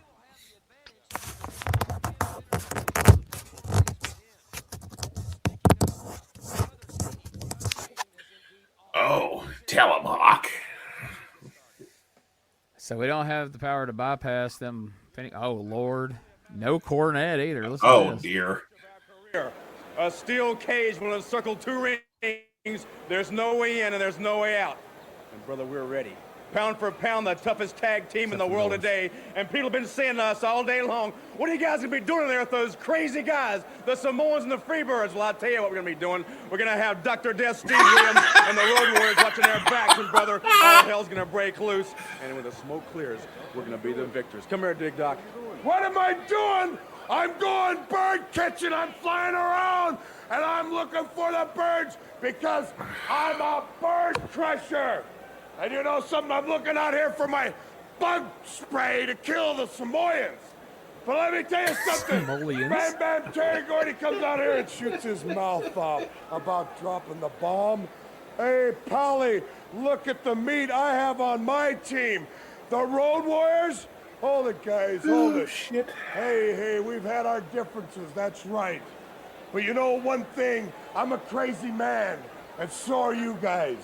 And there's one thing all three of us strive for, as being the toughest, being the meanest, being a winner, and coming on top every single time. As I promised the Midnight Express, I'll cover their backs if they cover mine. And all I gotta say is you're two tough cookies, and I'm one tough cookie who will cover your back. All right, Midnight Express, Dr. Death, the Road Warriors, Freebird Samoans, you ain't got a chance in hell to beat us. See, the one thing that we all got in common, one time or another, you had to jump our backs from behind. But you didn't get the job done because we're all standing right here. And today, you're all gonna pay the warrior way. Tell 'em, Hawk. The difference between us and every other stinking man on this planet is this. Some wrestlers get beat up by a single individual, and they're out for months. Well, 5 of them waylaid us, took me out on a stretcher, while I wasn't even out a week. When we get done with you, we're going for family members, boys.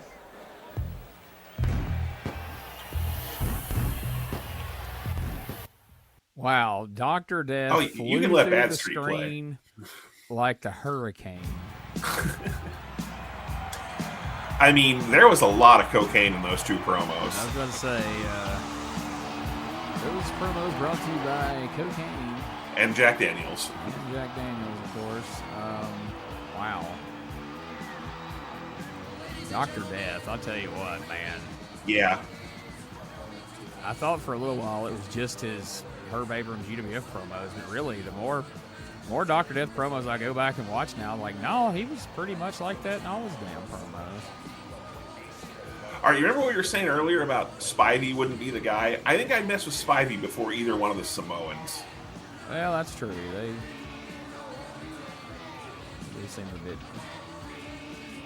unhinged, if you will, but the further down the block you went, the better you got. The fucking Somalians. He has the bug Somalians. spray to squish out the Somalians. Jesus. I love that Stan Lane said, we got a cage, but there's no way in and there's no way out. Like, well, you come in one at a time, so how the fuck are you going to get in there if there's no way in and no way out? And on all that nonsense, Bobby still never said a word. No. The only thing he did is when Dr. Death went to fly through there the second time, he grabbed him and said, what the fuck are you doing? Like, yeah, right. It's a goddamn War Games promo. We're not shooting fucking...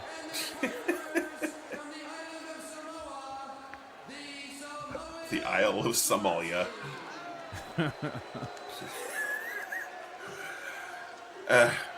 When we get done here, I might have to go on to Fire Pro and make the Somalian SWAT team. Well, one thing about it here in '89, it's finally going to be a War Games where Arn and Dusty can't start it out. I mean, that was traditionally your right first two in for any War Games.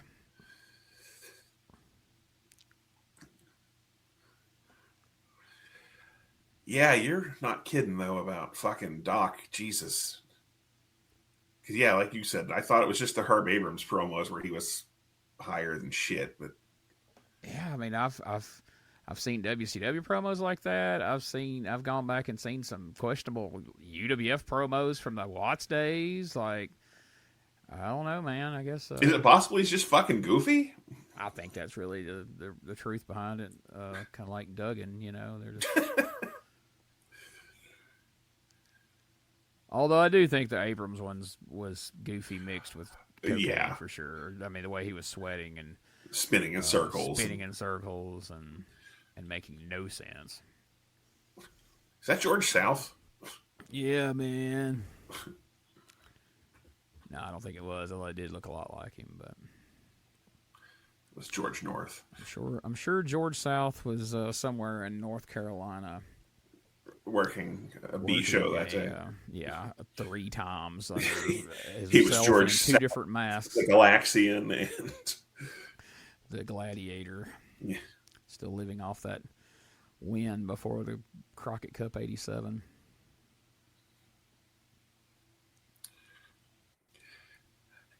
The one part of this match that I remember the most is where it cuts to Hayes and he's like, I gotta go next. Damn. I know. That was hilarious.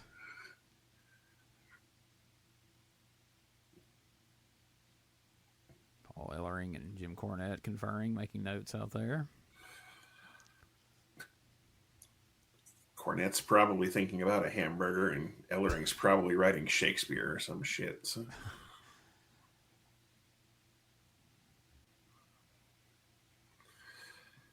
Ellering strikes me as being legitimately a weird fucking dude. Oh, yeah. And Jimmy Garvin's like, I'm starting. I'm on steroids. I'll wrestle this whole time. I'm going to sell once. I'm going to beat everybody's fucking ass. I'm the baddest motherfucker out here right now. Now, if I'm a betting man, I don't remember, but I mean, back then I would have bet that Stan Lane or Bobby Eaton would start this out. I would think. Bobby probably, but... That would be my guess. I don't remember either, but that would be my guess. Which means it's probably not going to be just because I'm... Yeah. They'll probably send Animal in first just to fuck with us. Well, Bobby's the only one I don't see right. Yeah, but there he is. The only reason I thought it would be better to start with Stan is just because when Bobby comes in to even the odds, he comes in throwing them right hands. It would be a good, Well, Stan can come in doing karate. Oh, so. Yeah, he will. He will. That. Oh, shit. Jimmy sold that. I'll say Bobby must have caught him with that one a little bit for him to stagger down to his knee. That was probably Doc going, he didn't sell for me, Bobby hit him. All right.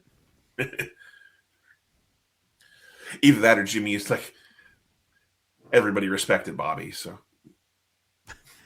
He's laying them in there. They're looking good. I don't know if they're connecting, but they sure as hell look like they are.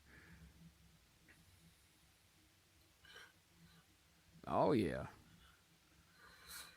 You do have to wonder with 80 wrestlers what the most money was spent on, cocaine or hair care products. Ooh, that's a toss-up, man. That is definitely a toss-up. Between the hairspray and the fucking perms and keeping them colored for the ones that yeah. Oh yeah, fucking bleach. Never even thought of that. Oh.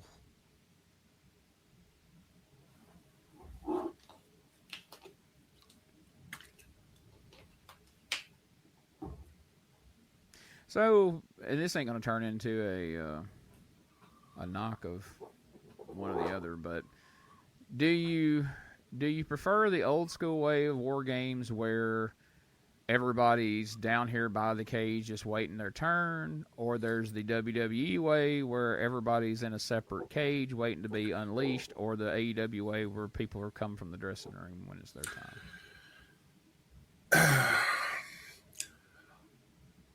I don't like the WWE way with the cage. I think that's kind of silly and overkill. The AEW way has its merit because then you get the pop every time somebody comes out with their music, which I know can kind of be over. Like in the Rumble, I think it's almost overkill because you're like, I think the music distracts from what's going on in the ring, which I guess would be the same thing, but you're only getting it a couple times in War Games as opposed to like 30 fucking times in the Rumble or 60 times when there are 2 Rumbles. But overall, I think I prefer the old school way because it shows more camaraderie amongst the teams. And that's not just me being, I prefer old school because that's who I am. Like, I just think it shows more like camaraderie amongst the guys. My biggest bitch is like, well, the fact, like, the WWE one pisses me off because, like, these were supposed to be like, like, there's nowhere else to go. We have to get the fucking heels in the cage. Like, but now, like, there's no top to the cage. Everybody climbs in and out of the fucking cage. They fucking do.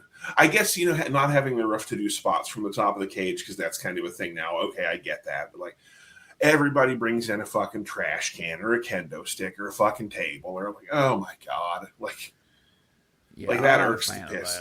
That irks the piss out of me. Like, okay, I could get, okay, let's say Sandman was in one and he brought in a cane. I get that. Or, like, if somebody was doing, like, the I hit everybody with fucking brass knuckles gimmick or a chain gimmick. Like, if Nikita had brought a chain into War Games. Yeah. But, like, just plunder for the sake of plunder, baby.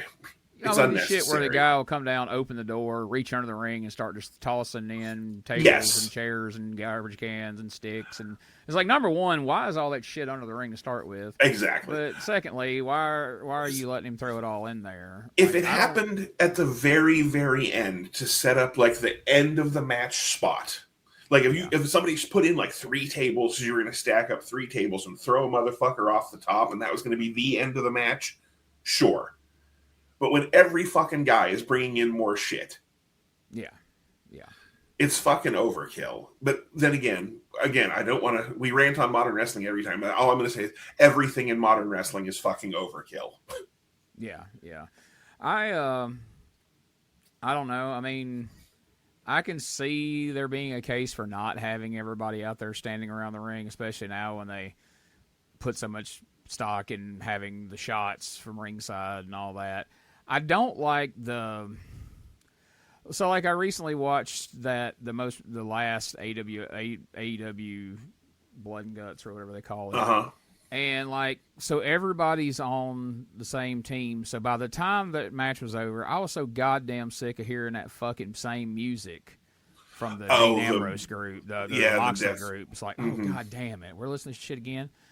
And I don't like the whole fucking, they don't lock the cage until everybody's in it shit. To where, well, fuck, anybody can just run in there if they wanted to. Who the fuck's stopping them? Agreed. You can come and go and do whatever, take shit in there, but, bring all your friends. Why are people waiting until they play their music? Fuck, we can all just go in there now if we want. What you gonna do about it?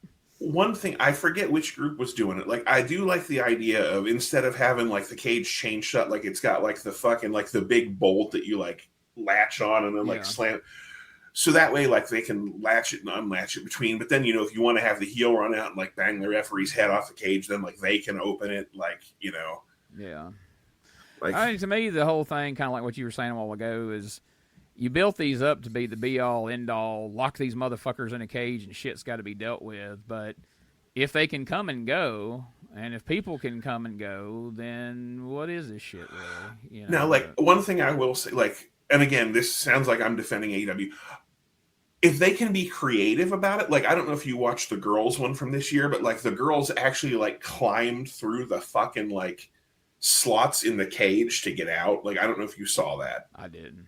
I saw the man's, but I never did. Like, I don't know if you remember in the, like, so between the 2 cages, they kind of had like the pillars or whatever you want to call them that were holding the cages together. Like, 2 of the girls were small enough that they actually like climbed through the fucking like pillars that were holding the 2 cages together. And I was like, all right, that's fucking creative. That wasn't just, hey, we unlocked the door or we climbed over. Like they slithered through those to get out of the fucking ring, go around and unlock the door so the rest of the girls could get out.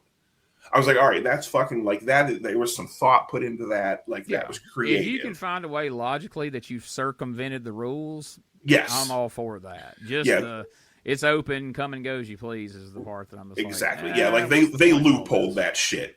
I would not have called Doc coming in second. No, not at all.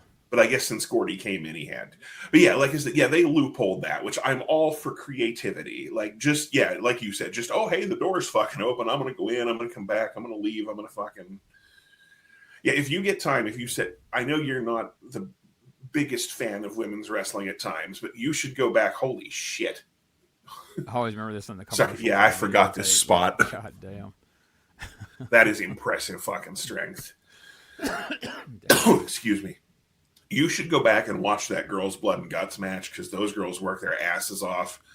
Sky Blue bleeds worse than anyone I have ever seen in a War Games match, and like they literally put a lot of effort into it, like because it was the first time the girls got to do it, and I think they had every intention of going out there and outdoing the guys, and it was impressive, worth your time. A lot of people said they did. They did, 100%. People that watch it, 100%. Just, I mean, I forget. Moxley went out there and did something fucking stupid at the end, if I remember, him and Darby. But those girls fucking killed it. You should, like I said, if you went back and watched that, you should go back and watch the other. It's worth your time. Those girls fucking killed it. I'll have to look up the date on it because I can watch it on Max. Okay. I've still got access to that. I mean, I intended to back then. I just never got around to it. But. Yeah, absolutely worth your time. Those girls fucking killed it. I didn't get to see the one that WWE did this year because after they moved to that ESPN app, I don't have fucking access. But I heard the ones this year were pretty bad. Now, some of the ones they've done were fun. If I could find it on the archive somewhere and download it, I mean, we could watch it on here sometime. Me and Brian watched Kyle Fletcher against Will Ospreay on one of these watch-alongs just because somebody asked us to watch it. Was that the cage match or the? It was it was a regular match. It was not blood. It was a pay-per-view. I don't remember. Okay, I know which one you're talking. They had a cage match that was pretty good too. And it wasn't bad. I mean, it was. I didn't know. I didn't have any context of I got you. Who was the face? Who was the heel while they were wrestling, or any of that? And you really couldn't take anything from the match itself to answer any of those fucking questions. It's just like, oh, they had a hell of a match because that's what they do. But I don't know why they had a match, but they did, and it was all right.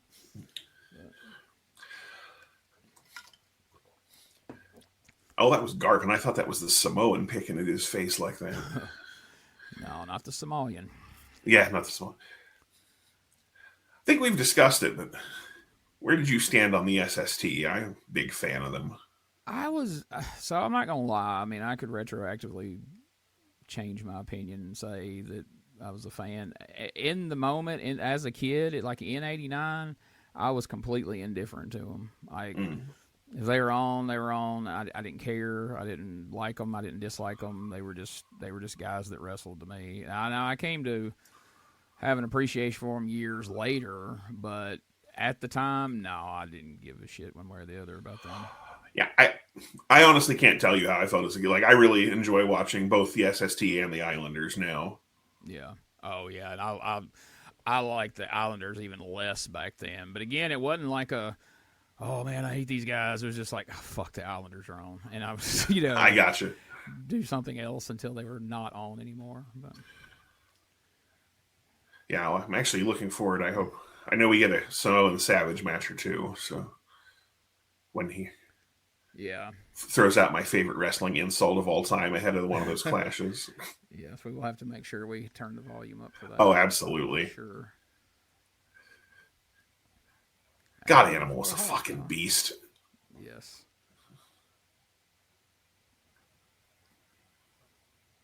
And he didn't blow up for a guy that size. You know what I mean? Like, you never seen a time where like Animal's just panting in the corner because he's been in there too long. Like, he had stamina.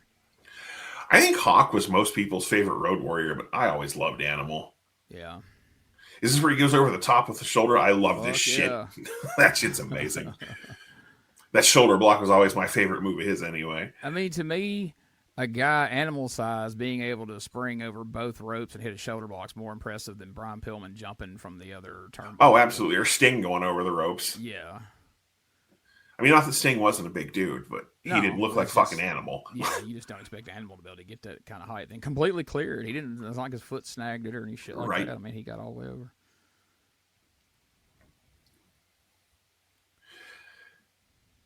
The only problem I have with this War Games match is the War Games always seemed weird if there was no blood. Yeah.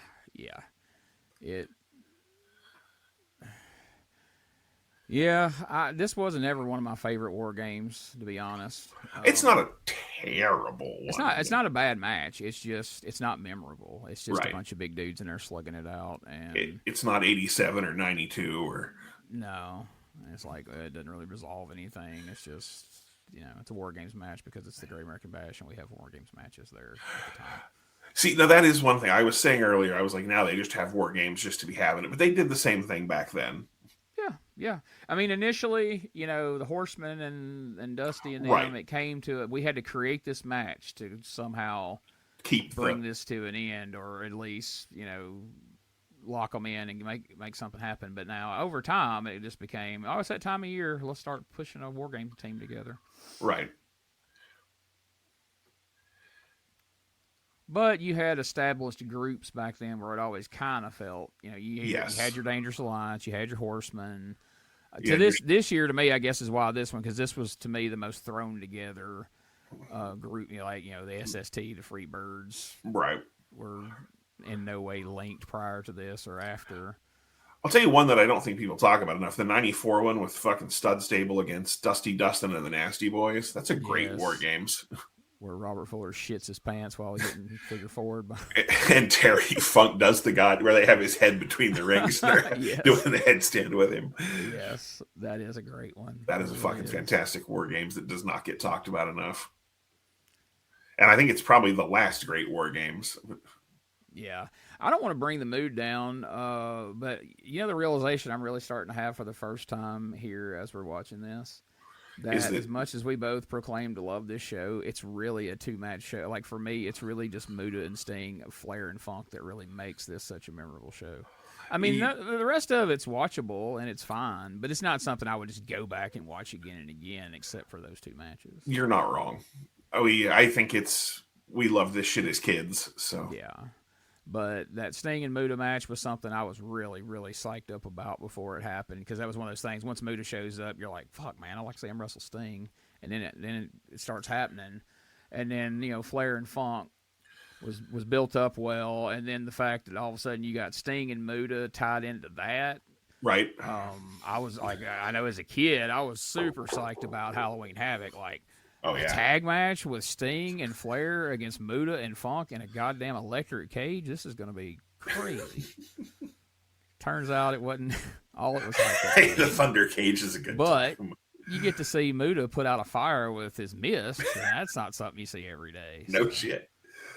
There it is. I think you only ever see it once. Yeah, and that was enough to always remember it. Lane's just looking for somebody to like, come on, feed me. I got to do some karate. Some of these educated feet. I gotta go. You gotta go. Ah, there it is. Good timing, Gene. I was hoping I'd be able to catch these. That was always a favorite. That was like the high spot of this match for me, was seeing that.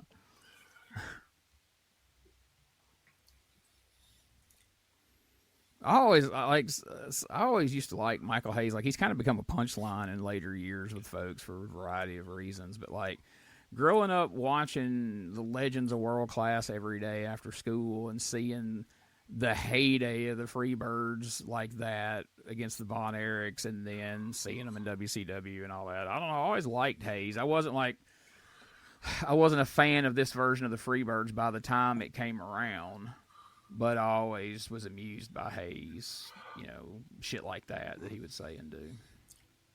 As you know, I'm a big fan of World Class, and no, I like the Birds a lot. I enjoy Hayes. I know he's not the best worker. And we've sat here and shit on Jimmy Garvin, but I actually, when I was a kid, I liked this version of the Freebirds. Yeah. I didn't know any better. Is he pointing out a blank card? I never noticed that. It looks like it.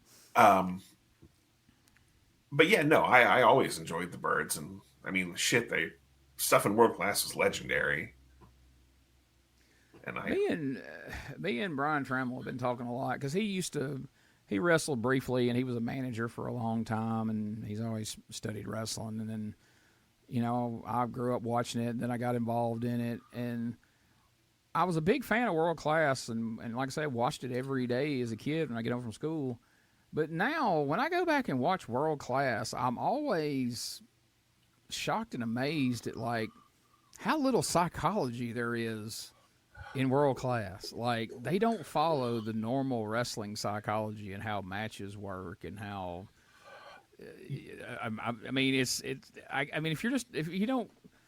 you haven't wrestled or you're not like had to call matches and that sort of thing, I guess it's not real noticeable. But if you have, it's very fucking weird the way they do a lot of things in World Class. The big problem with World Class is that TV show that went across the country, and this is from a lot of what I read, like, was on that Christian channel, so they didn't want a lot of like big time heel shit happening on it. Like, they barely wanted heels going over. Yeah. So if you notice, like, the baby faces almost always win, or if they do lose, it's a fucking count out. Or, I mean, it's like, if the heels win, it's like in a big time, like, you know, it's like goddamn the Fabulous Freebirds against like the I can't think of like the Jobbers or like Ken Johnson and like, yeah.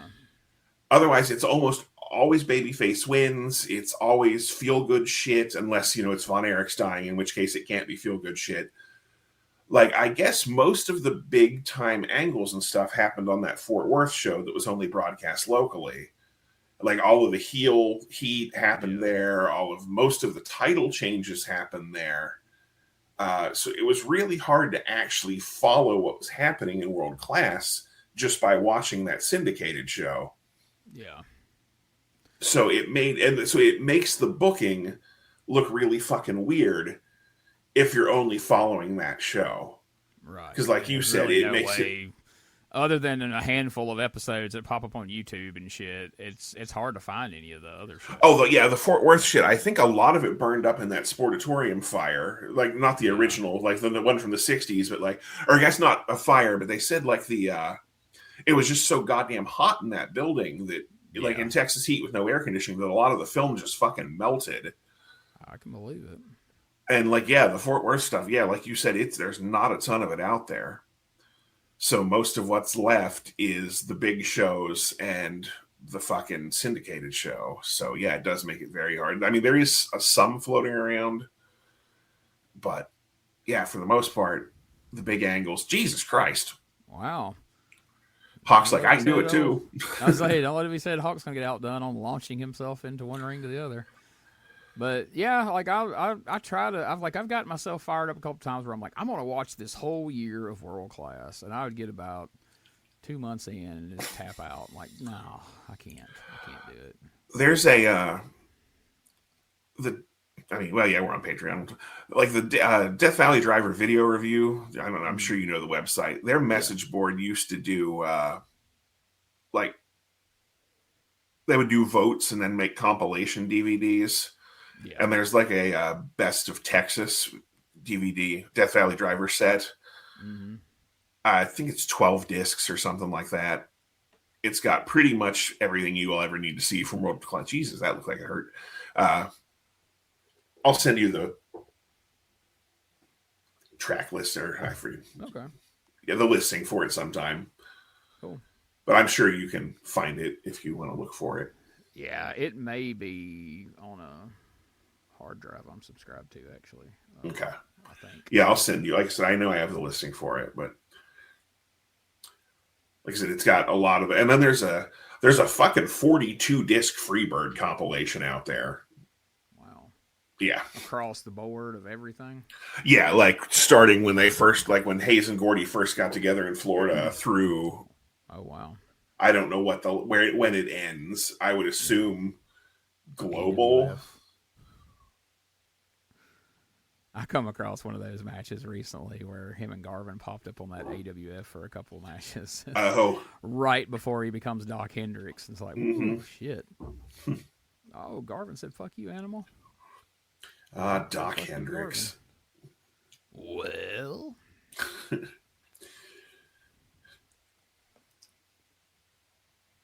then you got Garvin saying, welcome to Survivor Series. Garvin got his one promo in, and they're like, nah. Hey, it lived on forever. It did. It was years before I figured out, because I'm telling you, when I first heard that song on something, I could have swore that was Brutus Beefcake's voice. Oh shit, the neck hang. And Garvin's the one that submitted. I didn't remember that. That part Most I did likely remember. suspect of the team, but still. I just remember you remember the fucking WCW game for fucking Nintendo? Yeah. That was Hawk had that neck hang move in the game, which is why it always made me laugh that he actually used it in this match. Hey, remember the game, Hawk? Yeah. Well, championship wrestling. That I game wanted to like that sucked. game so bad. It was so terrible. The And it was cover was hard so as cool fuck. with the Road Warriors on it. And I tried to make my friends that didn't really even like wrestling try to play it, and they were like, "This fucking sucks." I mean, granted though, as bad as it was, it still wasn't as bad as the first WrestleMania game for Nintendo. Oh yeah, I remember that piece of shit. I mean, it was beyond awful, but yeah, it sucked a dig. Yeah, that WCW game was hard as shit too. I tried to play it on an emulator here a while back. I was like, "Oh fuck this!" This is Did you ever play that Super Nintendo game they had for the WCW Super Brawl? Maybe that's the one. Was that the one with Vader? Yes. Yeah, okay, maybe that's the one I'm thinking of that was harder than shit. It was hard because the ring was at an angle. Yeah, that's and the one. you walked at a weird angle, so it was hard to maneuver people around, and yeah, it was hard as shit. I mean, it was. I think the first wrestling game I really remember liking is the Royal Rumble game for Super Nintendo. Yeah, it was head and shoulders above anything else that had come out. Or at least, I mean, like Pro Wrestling for the Nintendo was an awesome game. But Oh yeah, that's what's sad is like Pro Wrestling was the best wrestling game for NES ever. All right, let's see. Oh, do we have to? Flair is with me now. Yeah, here a little bit. Only two other men in the history of the sport. Yeah, I can tell you everything he's going to fucking That, say. of course, Lou I've worn Thesz that and road Harley record, Race, my but God. Rick, Oh, the question yeah? on my mind and Yeah. on thousands of fans' mind is It's on Facebook. why are you returning when you know perfectly well another injury to And that that belt. axis vertebrae? I didn't wear it, but I had it on you my could shoulder. be severely injured for life. Gordon, I've heard that question 1,000 times, but I've heard it once. I'm returning because I only know one thing in this life. Oh, wait, he's going to do his serious Ric Flair promo, is he? In my life, it's the greatest sport in the world. And the only way I'm going to take another step forward in whatever I do in life is to walk out in that ring tonight and find out just what my future is. Terry Funk obviously is going to be centering his attack on your upper body. Well, he'd be a fool if he didn't. I know what I'm getting myself into, but I think Terry Funk, at the same time, in all fairness to Ric Flair, knows what he's in for. If I am 100%, if I am 120% like I feel I am, Terry Funk will have the fight of his wrestling career on his hands in a few moments. Now. I'm sober. Terry Funk knows what he did to me. He knows he did not do it on a man. I can't do any of my regular stuff. Was turned. He inflicted an injury on me that almost ended my career, and now he Anybody knows that I need to wish a happy right here in birthday, let me Baltimore, get Maryland, good and shit house first. in front of the whole and then world, wish me a happy he birthday. has to do it again, They'll pay me or he has to $600. suffer the consequences. No refunds. Rick, let me ask you this. You haven't even had a warm-up match. I can't say anything about limousines or jets You haven't or. even had a warm-up match. Do you think your timing could be off? Could this be a Well, come problem? on, Gordon. Do you think me beating Lee fucking Scott really would make a difference right I now? don't think Is my that time what you're would worried be about, off. a fucking warm-up match? I didn't If I go think, out there and sell for I 10 was minutes asked against to wrestle George several fucking times on South television. because I don't know how to didn't beat a jobber, think I needed a match with anybody. I don't think I need but a main that. event caliber wrestler, and I wanted to find Sure, out I could have went out there firsthand, and I guess, with wrestled my Bill own ego, I Irwin for wanted to think that I 17 was minutes ready. I on didn't think I needed a warm-up WCW match, Pro.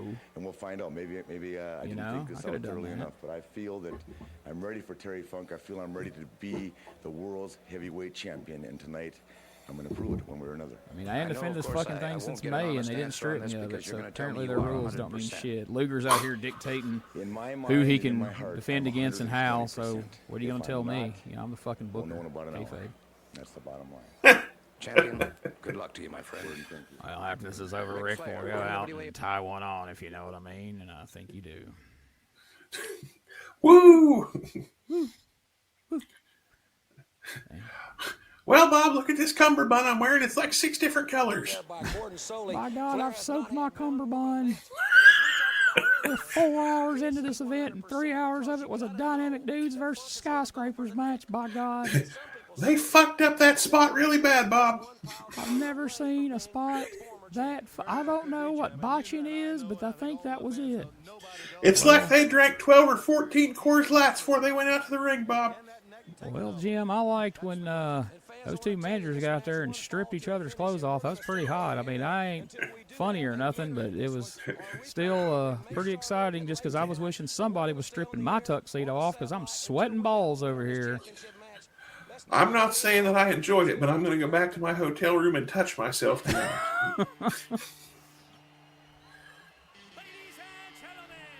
Do we get to keep the Ennio Morricone music? Let's see. No, that ain't competitive announcing. No man with a harmonica tonight. No. Unfortunately. Damn it. They got a decent fake version, but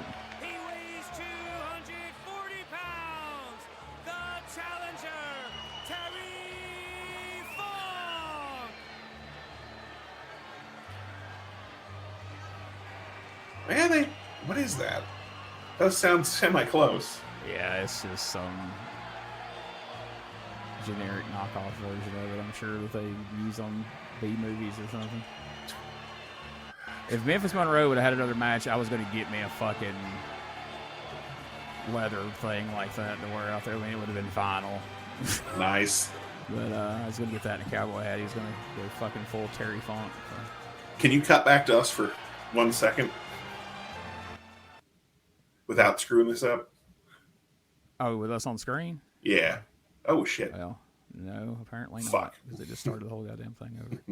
I was just going to show I actually went out and got the outfit for one of my Terry Funk figures. You went ahead and got the... Yeah, I went ahead and got this for my Terry Funk action figure.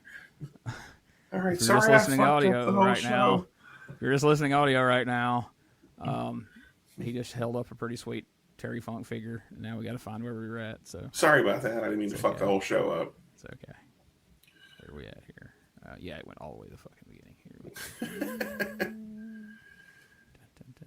We should have watched the dude spot again. Shit. We'll go back to it after this is over. All right, there's Ric Flair talking like this. Oh fuck! We go from all right. There we go. Perfect. Enough. Sorry about that, folks. I just wanted to show off for a second. I may edit it out. I may leave it in. Who knows? We'll see. Yeah, it'll be fine. At least I may edit out the audio version. At least I'll leave it in so the video people can see the Terry Funk figure. But look at goddamn.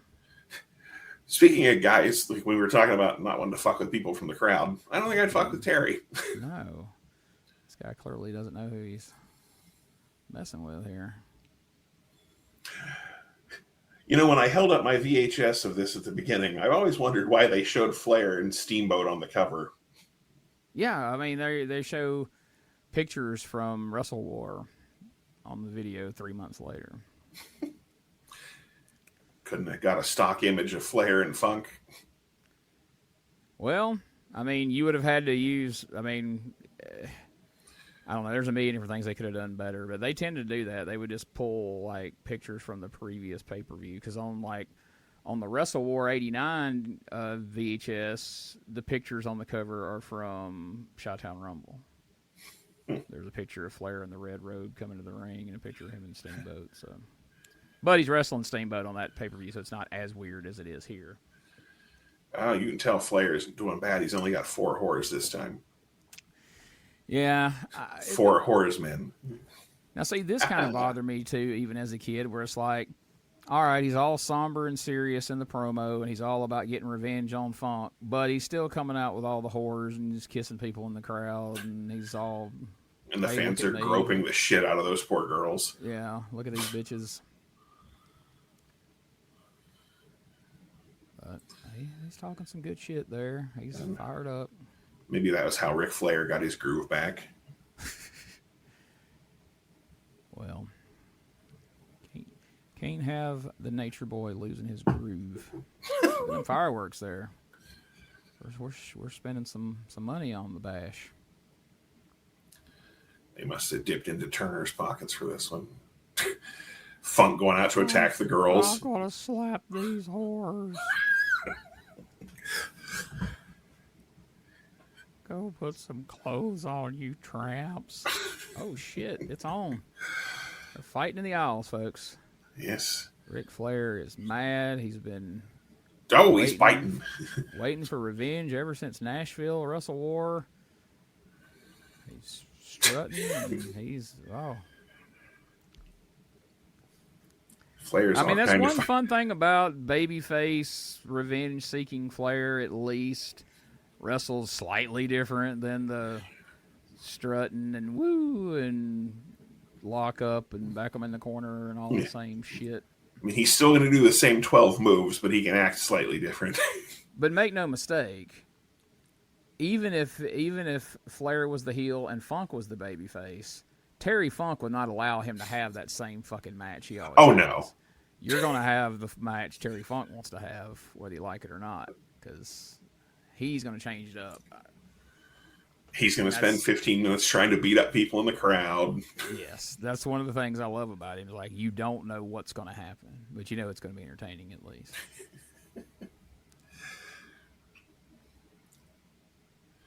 It's the weirdest goddamn guardrail in this show. It is. What does that really purpose does it really serve? Other than just imply, don't go on the other side of that. It's not going to stop you. But it's drawing a line in the sand at least, I guess. It's 1.5 feet tall. And it looked rough when Rick Steiner got his junk rammed into it by Kevin Sullivan. That is true. It looks like they sawed one of the old WWF cages in half and it used it to... Why don't you go ahead and come over here, you big nose son of a bitch. I always loved it when he called Flair banana nosed. Yes.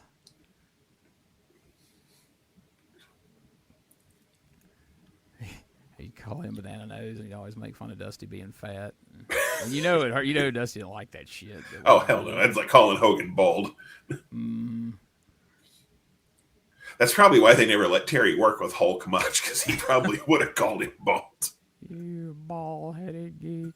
Oh, look at that. Damn. Lucky he didn't bang his head off that fucking guardrail. Can you imagine talking about, like, current wrestling, like, can you imagine Terry Funk in the dressing room trying to call one of his matches if he was going to lay it out spot for spot, like they do now? And that's not even a knock. That's just how wrestling works now. And then I'm going to fall out, flip over the rail, fall into the crowd, come back, grab a chair.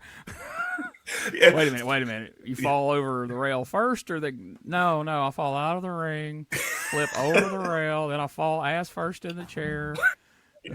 Then I'm going to threaten 5 or 6 fans, and then I'll hurl a chair at you. You duck. Then when I get back in the ring, you'll hit me, and I'll teeter-totter on the ropes for 2 or 3 minutes. And then I'll punch the cameraman. And pull my britches down where they can see my hind end for about a good 30 seconds. Not too long, just enough to... And then we'll run around the ring 5 or 6 times, and you chase me, but then I'll crawl under the ring and come out the other side, but I'll be wrapped up in the streamers from earlier in the show and the camera cable, and I'll be stuck. I hope one of those crowns are under there. I'll be wearing it if it is. Or that match on Thunder. And then we'll be in a stable, and a horse will kick me, and I'll punch the son of a bitch. So I was talking about that old clash I had on in the background last night when I was watching something, that Cactus Jack versus Van Hammer Falls Count Anywhere match that happens. And Is that the were one also where like, Missy Hyatt goes to the horse draws? that big cowboy there, that big cowboy's Abdullah the Butcher. That's my favorite thing of anything is Abdullah the Butcher dressed up like a cowboy in a cattle stall. Oftentimes there are 430-pound Sudanese cowboys in Texas. Yeah, they need a little help getting up on the saddle there, but once you get them up there, they're hard to buck them off. You can only ride those horses once, but... yeah, they got a dip in their back. They're like a fucking camel after that. Precisely. Yeah. Now you've got fucking Terry Funk trying to call a modern match. It's fucking hilarious. And then I'm going to do a moonsault to the floor. Terry, you're 65. It's fine. I don't even know what the fuck that is, but somebody told me to try it. Terry, do you want to be in the Money in the Bank ladder match? Hell yes, I do. Then you'll set up 3 ladders, and I'll climb them from both. the belt, and he'll spear me in midair. And then you ram my penis with a ladder. I'll try not to shit my pants as I careen towards the mat. I remember like hearing Cornette say somewhere that the first time Terry Funk attempted a moonsault was on a Smoky Mountain show, and he did it to like Bob Armstrong or something. And they were like, "What the fuck?" And they're like, "I've been wanting to try that." I can see that. Yeah, it's like, well, don't let him watch fucking too many of these lucha matches. I mean, that's the problem. You know, if 95 Terry was that age now, he'd be like, I'm going to try a 450 splash. Kid, have you ever heard of a shooting star press? I'm going to try it from the ladder. Oh, see, Flair's neck's hurting because he got pile drove on it when he did that handstand. He didn't get his arms planted like you're supposed to. Oh, shit. That ain't he's good. having trouble now. So make that be a lesson to all you folks out there. If you get pile driving, make sure you plant your hands solid on the other guys you before you get dropped. Oh, now he's showing Terry how it feels to get his Oh, hurt. he broke his neck like it was an action movie. Oh, he's telling a story. Oh. Terry's selling was always freaking phenomenal too. Even when, like, not when he's doing the stooging selling, but just like my neck and fucking like holding parts of his like. That's why I say he's the best of all time. Yes.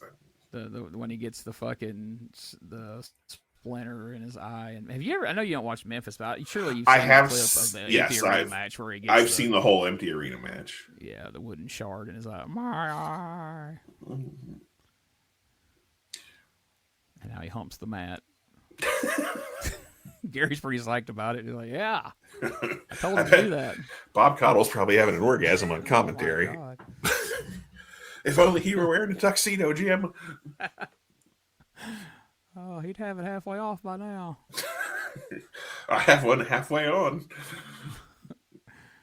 Uh-oh. Oh, surely not. Oh, look, Terry didn't have to plant his fucking hands on your feet, dickhead.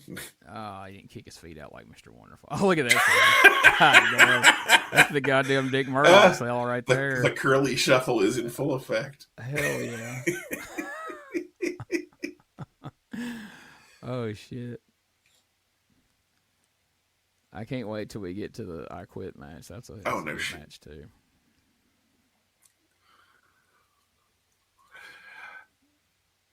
Oh, shit.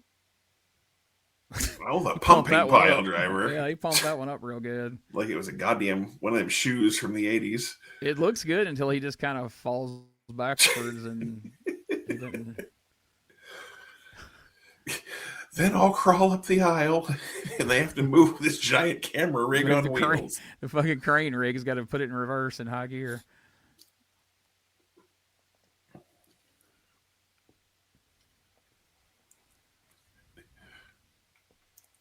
Yeah. Like I said, your idea of Funk Hollow match, I'm just picturing the other person staring at him incredulously the whole time. Like, do you want me to stop you? No, I'm going to crawl a good 20, 30 feet up the aisle before you come get me.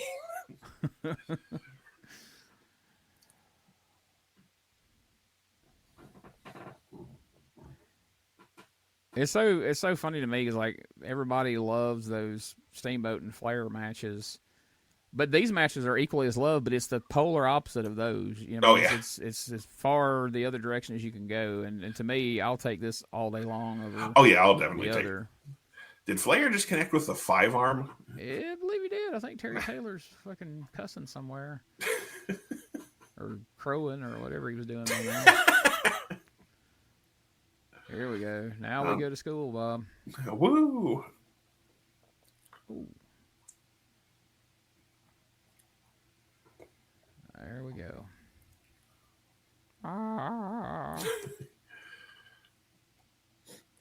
Is that a branding iron in the ring? It sure is. Ric Flair's finna get fucked up. Ooh, right between the eyes. He tosses it out. Gary Hart did his job right there. Well done, Gary. I forgot Flair does get color on this show, doesn't he? Yeah. So it's been a long time since I watched this one. I was watching it right around the time Funk passed away. There was like some video popped on YouTube that was like a big collection of Funk matches, and this one. Nice. Did you see fucking WWE just dropped a 2-hour Mike Awesome compilation? Yes, I started to send you a link to that, and I got sidetracked. So I was like, "Holy shit!" Yeah, I gotta watch that motherfucker. I've seen about 30 minutes of it so far, but I gotta go back and finish it. I mean, there's pleasant surprises like that pretty frequently or lately. I'm liking it. Funk takes 2 massive pile drivers, and then Flair takes that little half-ass bullshit.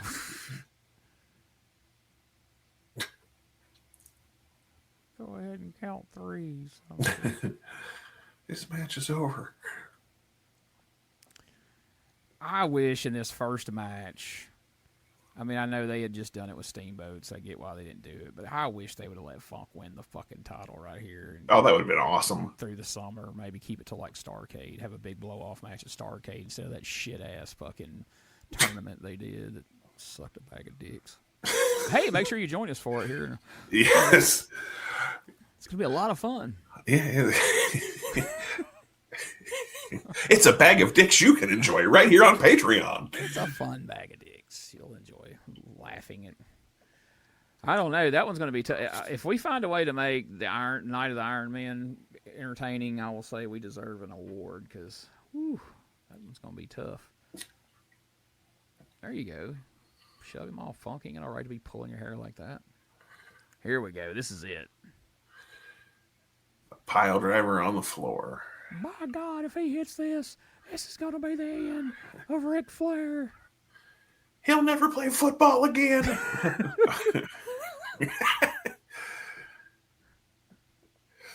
Flair couldn't even stand up on that pile driver or backdrop or whatever the fuck it was. That's funny. Sell that for $14.95 on eBay. Funk should take it and smash it because, like, it's not like the guy can do anything about it because it wasn't his to start with. Technically, it belongs to them. So, okay, that was a weird. Like, he fell across him, and then Flair sells the shit out of his neck. But really, Funk just kind of slid over him. Now Terry's down to goofy leg selling now. Yeah. Yeah, I don't know, man. I would love to. If hell, if not for just a match or two, see Funk come down the aisle with that big gold belt strapped around him would have been awesome. Hell yes, the promos he would have gave.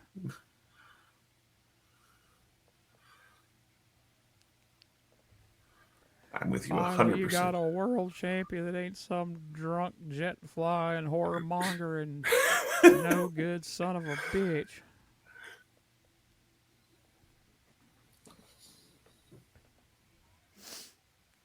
Jason Hervey still at ringside. Funk should pile drive him. Flair's like, don't you dare come and try to high-five me for this match, motherfucker. All my women will run away. Ooh, Wayne. Uh-oh. Shake, rattle, and roll. Just like old Wayne taught him.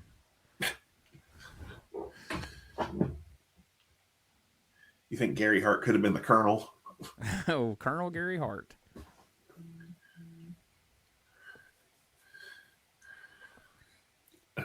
You know Terry would have put on the dress and been Peggy Sue.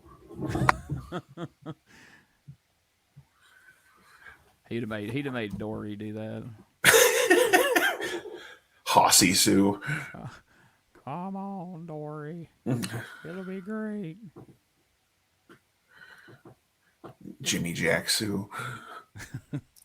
He'd do it, by God, for a payday. For a payday, you know he would. Uh-oh. Oh, no. Flair's got the branding iron. Oh, shit. Right in the face. I had backfired on him, Bob. Indeed it did, Jim. He's going to get his tuxedo torn right off. Oh, shit. Look at that. What's he doing? He's picking his nose or something down there. You see his hand moving awkwardly near his face. He never got hit when he was playing at West Texas University in the face with a branding iron, by God.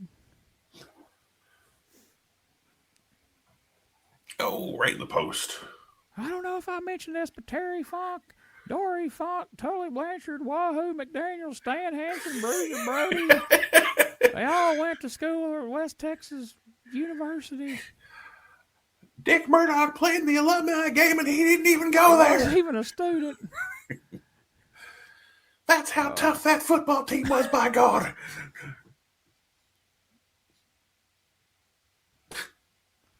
Oh.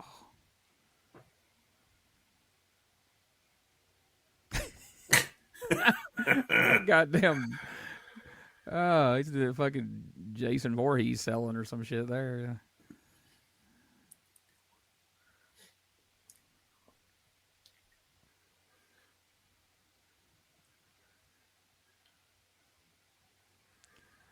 I actually totally forgotten both of these two got bloody. Oh, yeah. Yeah, you couldn't have a revenge match without some blood. But, you know, it's like, I guess maybe they were only allowed so much blood because it's like, so we get double juice in the main event and not a drop in the War Games? Right? Not a drop? Not a Oh, shit. Is it spinning toe hold time? Oh, here we go.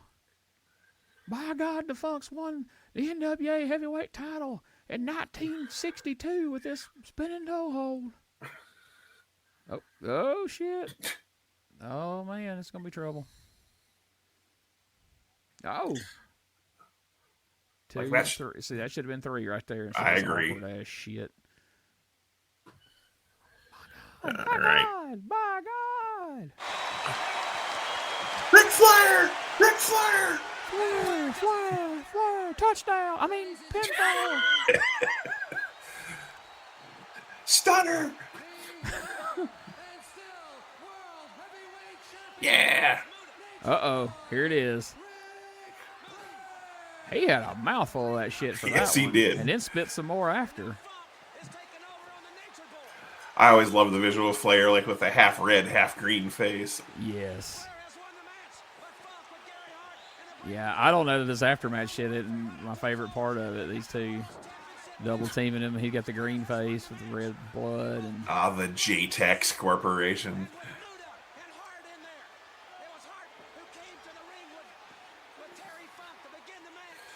And we'll get to hear JR orgasm when Sting hits the ring. Oh, yeah, that's why I got the sound of it. Hey, here comes Sting!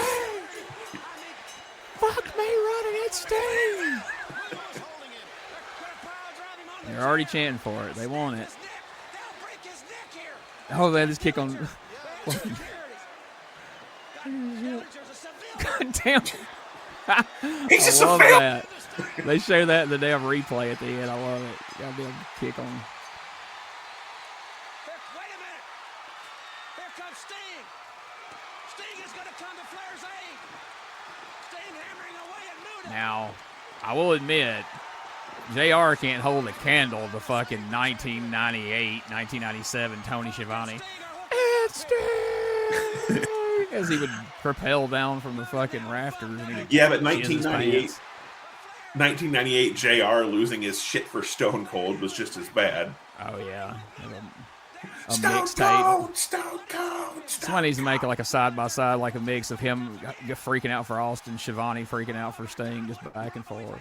It's Sting! Austin! By God!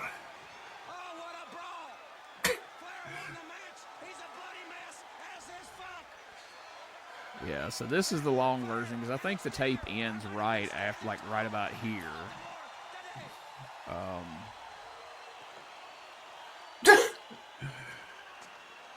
Or he cuts ahead where you see him in the aisle or whatever, but it doesn't have all this in between. But Funk's out the damn crowd. Some guy's waving $1 in front of his face. Funk slaps it in the ground. Girl in the white dress is probably like, don't touch me.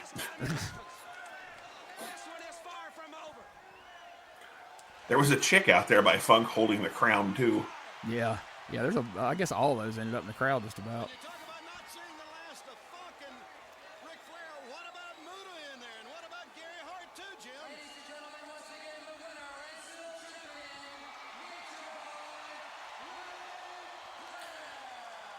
Yeah, that visual Flair right there is awesome. Then we heard that chariot. Flair legit was like, fuck you. I like in the ring earlier that one time where Flair goes barreling across there and dives on Muta was pretty good too. But that's pretty funny. That seems like a real reaction. That chair hits him. He's like, motherfucker. And you know Terry doesn't give a shit.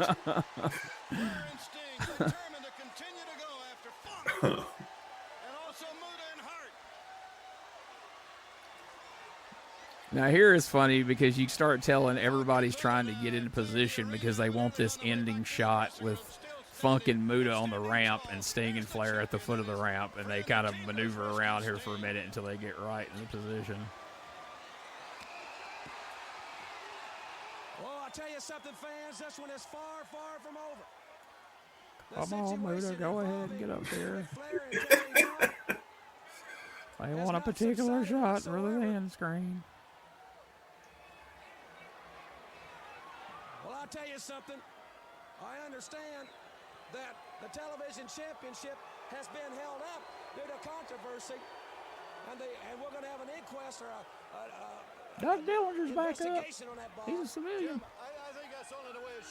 All right, see, it was better on the videotape where it ended right when he high-fived Sting. The fucking shit ended right there. But on this, they cut to the damn Jim Ross and them, and here they go fighting all through the goddamn.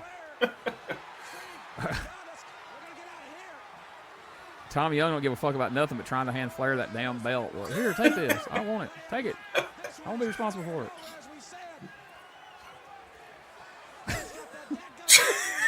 He's flailing that damn branding iron around.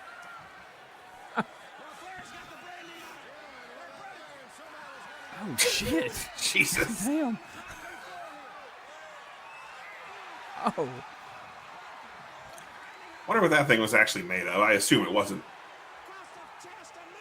Wonder if it was rubber. I don't think it's rubber the way it holds a shape once he hits somebody with it. My God. Ladies and gentlemen, we're just about. I know you've heard this from me many times, but we are just about out of time. And they're still beating the heck out of each other over there. They just refuse to quit. They're determined. I don't know. I got about half a shot. Sting's done tore the damn. What you call those things? But the usher rope or whatever. Yeah, basically. My God, Jim, if these guys had on tuxedos, I'd have about 3/4 of a chub. Maybe they'll start tearing each other's tots off and get something resolved here. Between Terry Funk and Ric Flair is far, far from over. You think, Jimbo? That's for sure. It's going to end, and it's going to end when one of them. I know it's not going to kick up again. Oh, okay. I want to tell you, I wish we had a chance to say something. Look at Tommy Young still trying to put that belt on him. Take the belt. Take it. Take it. He's like, take it. Let me just say this. Anybody out there that had the privilege of seeing this, come here, Sting. Well, we're going to keep her here. Walked off, Yeah, he'll be back. He'll be back. Yeah, he wants to get Sting in there. I haven't said thank you in 10 years. Thank you, pal. Now the bottom line is, Terry Funk, we just started, pal. We just got warmed up. After 2.5 months, I'm just breaking a good sweat. So wherever it is, and pal, it'll be again soon. Oh, damn, Vince. How many times you gonna say pal? I'm gonna dog you until I wear your Texas ass out. Oh. Jim, if that's the beginning, I want to see the end. I'll tell you something. You know what I mean? That's good. Are we through? Is that it? I don't think my heart will take anymore, Jim. I'll tell you something, fans. I need a chorus. Jim Ross, you read my mind. I was thinking the same thing. All right, so before we wrap this up and we talk about our favorite and least favorite and all that, we got to run this back real quick here. Johnny gets tagged and comes in and goes for like the reverse cross body and nearly kills himself. Here it is. Oh, here it is. Tag. All right, Shane goes he for whatever the reverse fuck. and spins an extra rotation around. And then Johnny almost on yes, he does land on his head. I stand corrected. He didn't almost land on his head. He landed on his freaking head. Holy You need to fucking clip that shit so we can put it on fucking Twitter. Yeah, we will. That's amazing.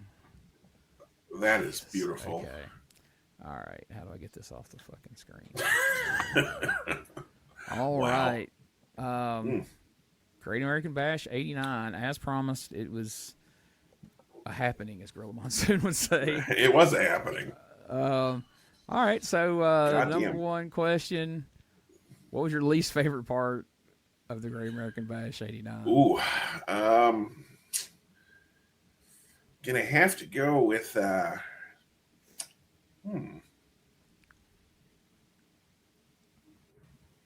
hell was the fourth match?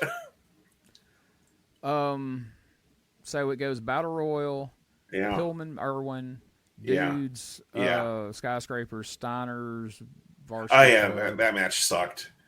Yeah. We're gonna go with that Varsity Club Steiners match. Not a fan at all. Yeah, you got my answer. That was gonna be mine. Was that match? Because like I could have stood for Pillman and Irwin to be shorter. I could have stood for Skyscrapers and Dudes to be shorter, but they both had their own kind of redeeming qualities. You could have took that entire Steiners against Sullivan and Spivey match out. I mean, Sullivan and Rotunda match out. Wouldn't have missed a damn thing. Right. Nothing. This may be anticlimactic. I don't know, but most favorite part of the show, because it may be not a different answer than what people are thinking, depending on what you consider to be your favorite and why. I mean, as much fun as we had laughing at that, what we just watched. I mean, the main event was obviously the best part of this show, hands down, far and away. So that's got to be the answer. This could definitely be anticlimactic. I figure we're both going to have the same answer. MVP of the show.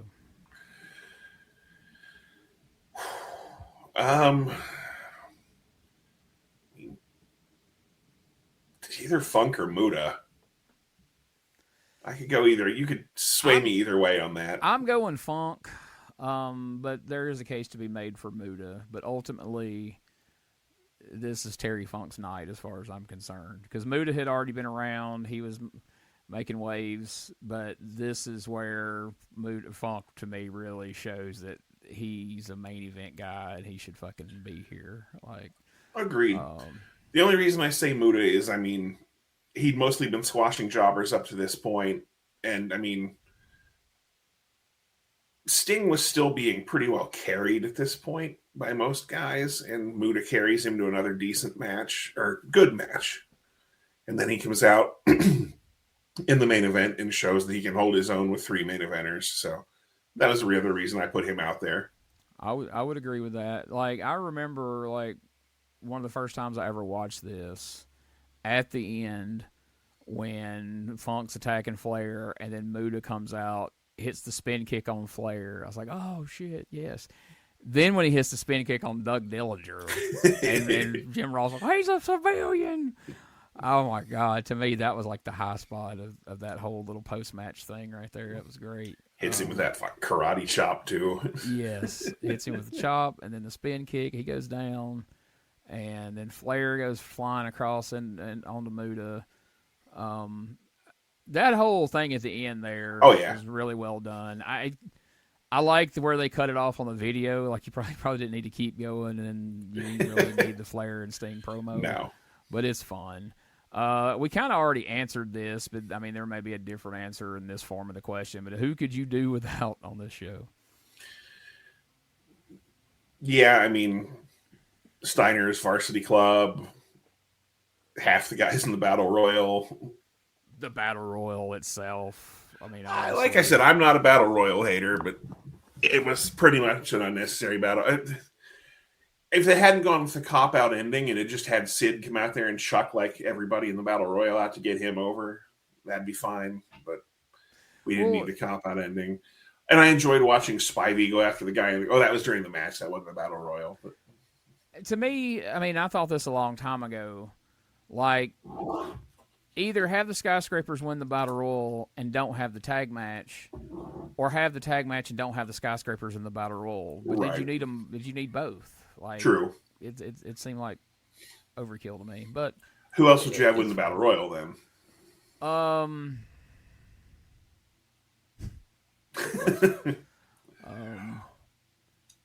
would say Ron Simmons, but he was the first man to get thrown out of the Battle Royal, so clearly nobody was on board with that. And if I said Eddie Gilbert, people would say I'm just saying that because I'm a fan of his. You're being biased.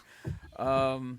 I mean, there are guys in there that could have been pushed. Dr. Death, but he's coming back in the War Games later. Gordy, he's coming back in the War Games later. I mean, yeah. So after that, you're just looking at Jobber Battle Royal. So yeah. So again, I could have done without it altogether, but you've been hyping the fuck out of it on all the TV shows for weeks and weeks and weeks. God damn, they brought it up at least 4 or 5 times on that Clash of the Champions we watched, you know, and they were pushing it in all the towns. So it makes sense. So, okay, if any of the questions are going to be anticlimactic, I would say this one is. But thumbs up or thumbs down for Bash 89? Hell yeah, double thumbs up without question. It's not even a discussion. For fun, let's see what the card is going to be for Fall Brawl. I knew the one match that's happening, but Fall Brawl 89 is going to be September 12th, 1989. So we're jumping ahead a couple of months here. Columbia, South Carolina. We had 14,000 people, almost 15,000 people in attendance in Baltimore for the Bash. We're going to have 2,600 in attendance for the Clash. Going to see the Road Warriors take on the SST.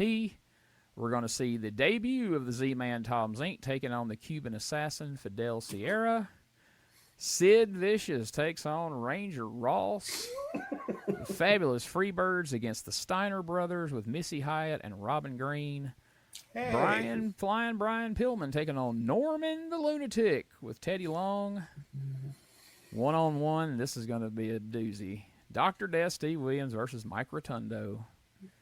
United States Heavyweight Championship match, Lex Luger defends against Tommy Wildfire Rich. And in the main event, what was supposed to be Sting and Ric Flair taking on Terry Funk and the Great Muta becomes Sting and Ric Flair taking on the Great Muta and Dirty Dick Slater. And we'll talk a little more when we get there about why that is and how that turns out. So, should be fun. Well, did it live up to the hype? We've been excited about doing this. Was it everything you hoped it would be? I enjoyed it. I mean, they're, like you said, the videotape version's probably a better option, and some of the matches aren't as good as we remember them when we were fucking 11. But still, the 2 big matches are good, and the War Games isn't terrible. But, you know, when I was a kid, every time that I could distinguish a cut, I would be like, right. I hate when they do that. And now I'm like, oh, man, I just didn't know how big a favor they were doing us. But it's all good. So, all right, folks, if you're watching this on Patreon, thanks for being a patron. And I think, if nothing else, that Dynamic Dude spot made it all worthwhile. That's totally worth $5 if you're just listening to this. That is the funniest shit I've ever seen. Check it out, because you can watch the video of this. There's a lot of other watch-along stuff. You can, if you like any of the other podcasts I do, the USWA podcast, Dangerous Conversations, all those can be gotten early, up to a week early on Patreon before it drops anywhere else. And plus just a bunch of other Patreon exclusive stuff that doesn't go anywhere else but Patreon. So give it a try. And if you're just listening, we appreciate that as well. As always, check out the OWF Outlaw Wrestling Federation. You can find it in the description of this video. There's going to be a link down there where you can find it and go watch it. And let us know what you think about it. If you like it, if you don't like it, or tell us what you do like, tell us what you don't like, tell us what you would potentially want to see more of, if there ever was a reason to do more, things like that. Like I said, if you start with episode 1, give us a few episodes. We have to break ourselves into it. It was a work in progress, but I think we got very funny as we got further into it. We put a lot of work into it. Gene's editing skills are fucking amazing, and he should be getting paid for that. I wish. But yeah, I did get a lot of practice on editing, and it was very crude in the beginning, but by the time we did 52 episodes, I got pretty decent at it, to the point that I was having to dumb it down sometimes because my friends were messaging me going, hey, if this is going to look like outlaw bullshit, your editing's getting a little too slick. Let me put this out there. I watched that premiere episode of TNA on AMC. Our outlaw shows look better than that shit. Yes, I hadn't seen it yet, but I've read some things that made me not even want to bother. Yes, no, your editing on our fucking stupid YouTube show that we were doing for shits and giggles looked way better.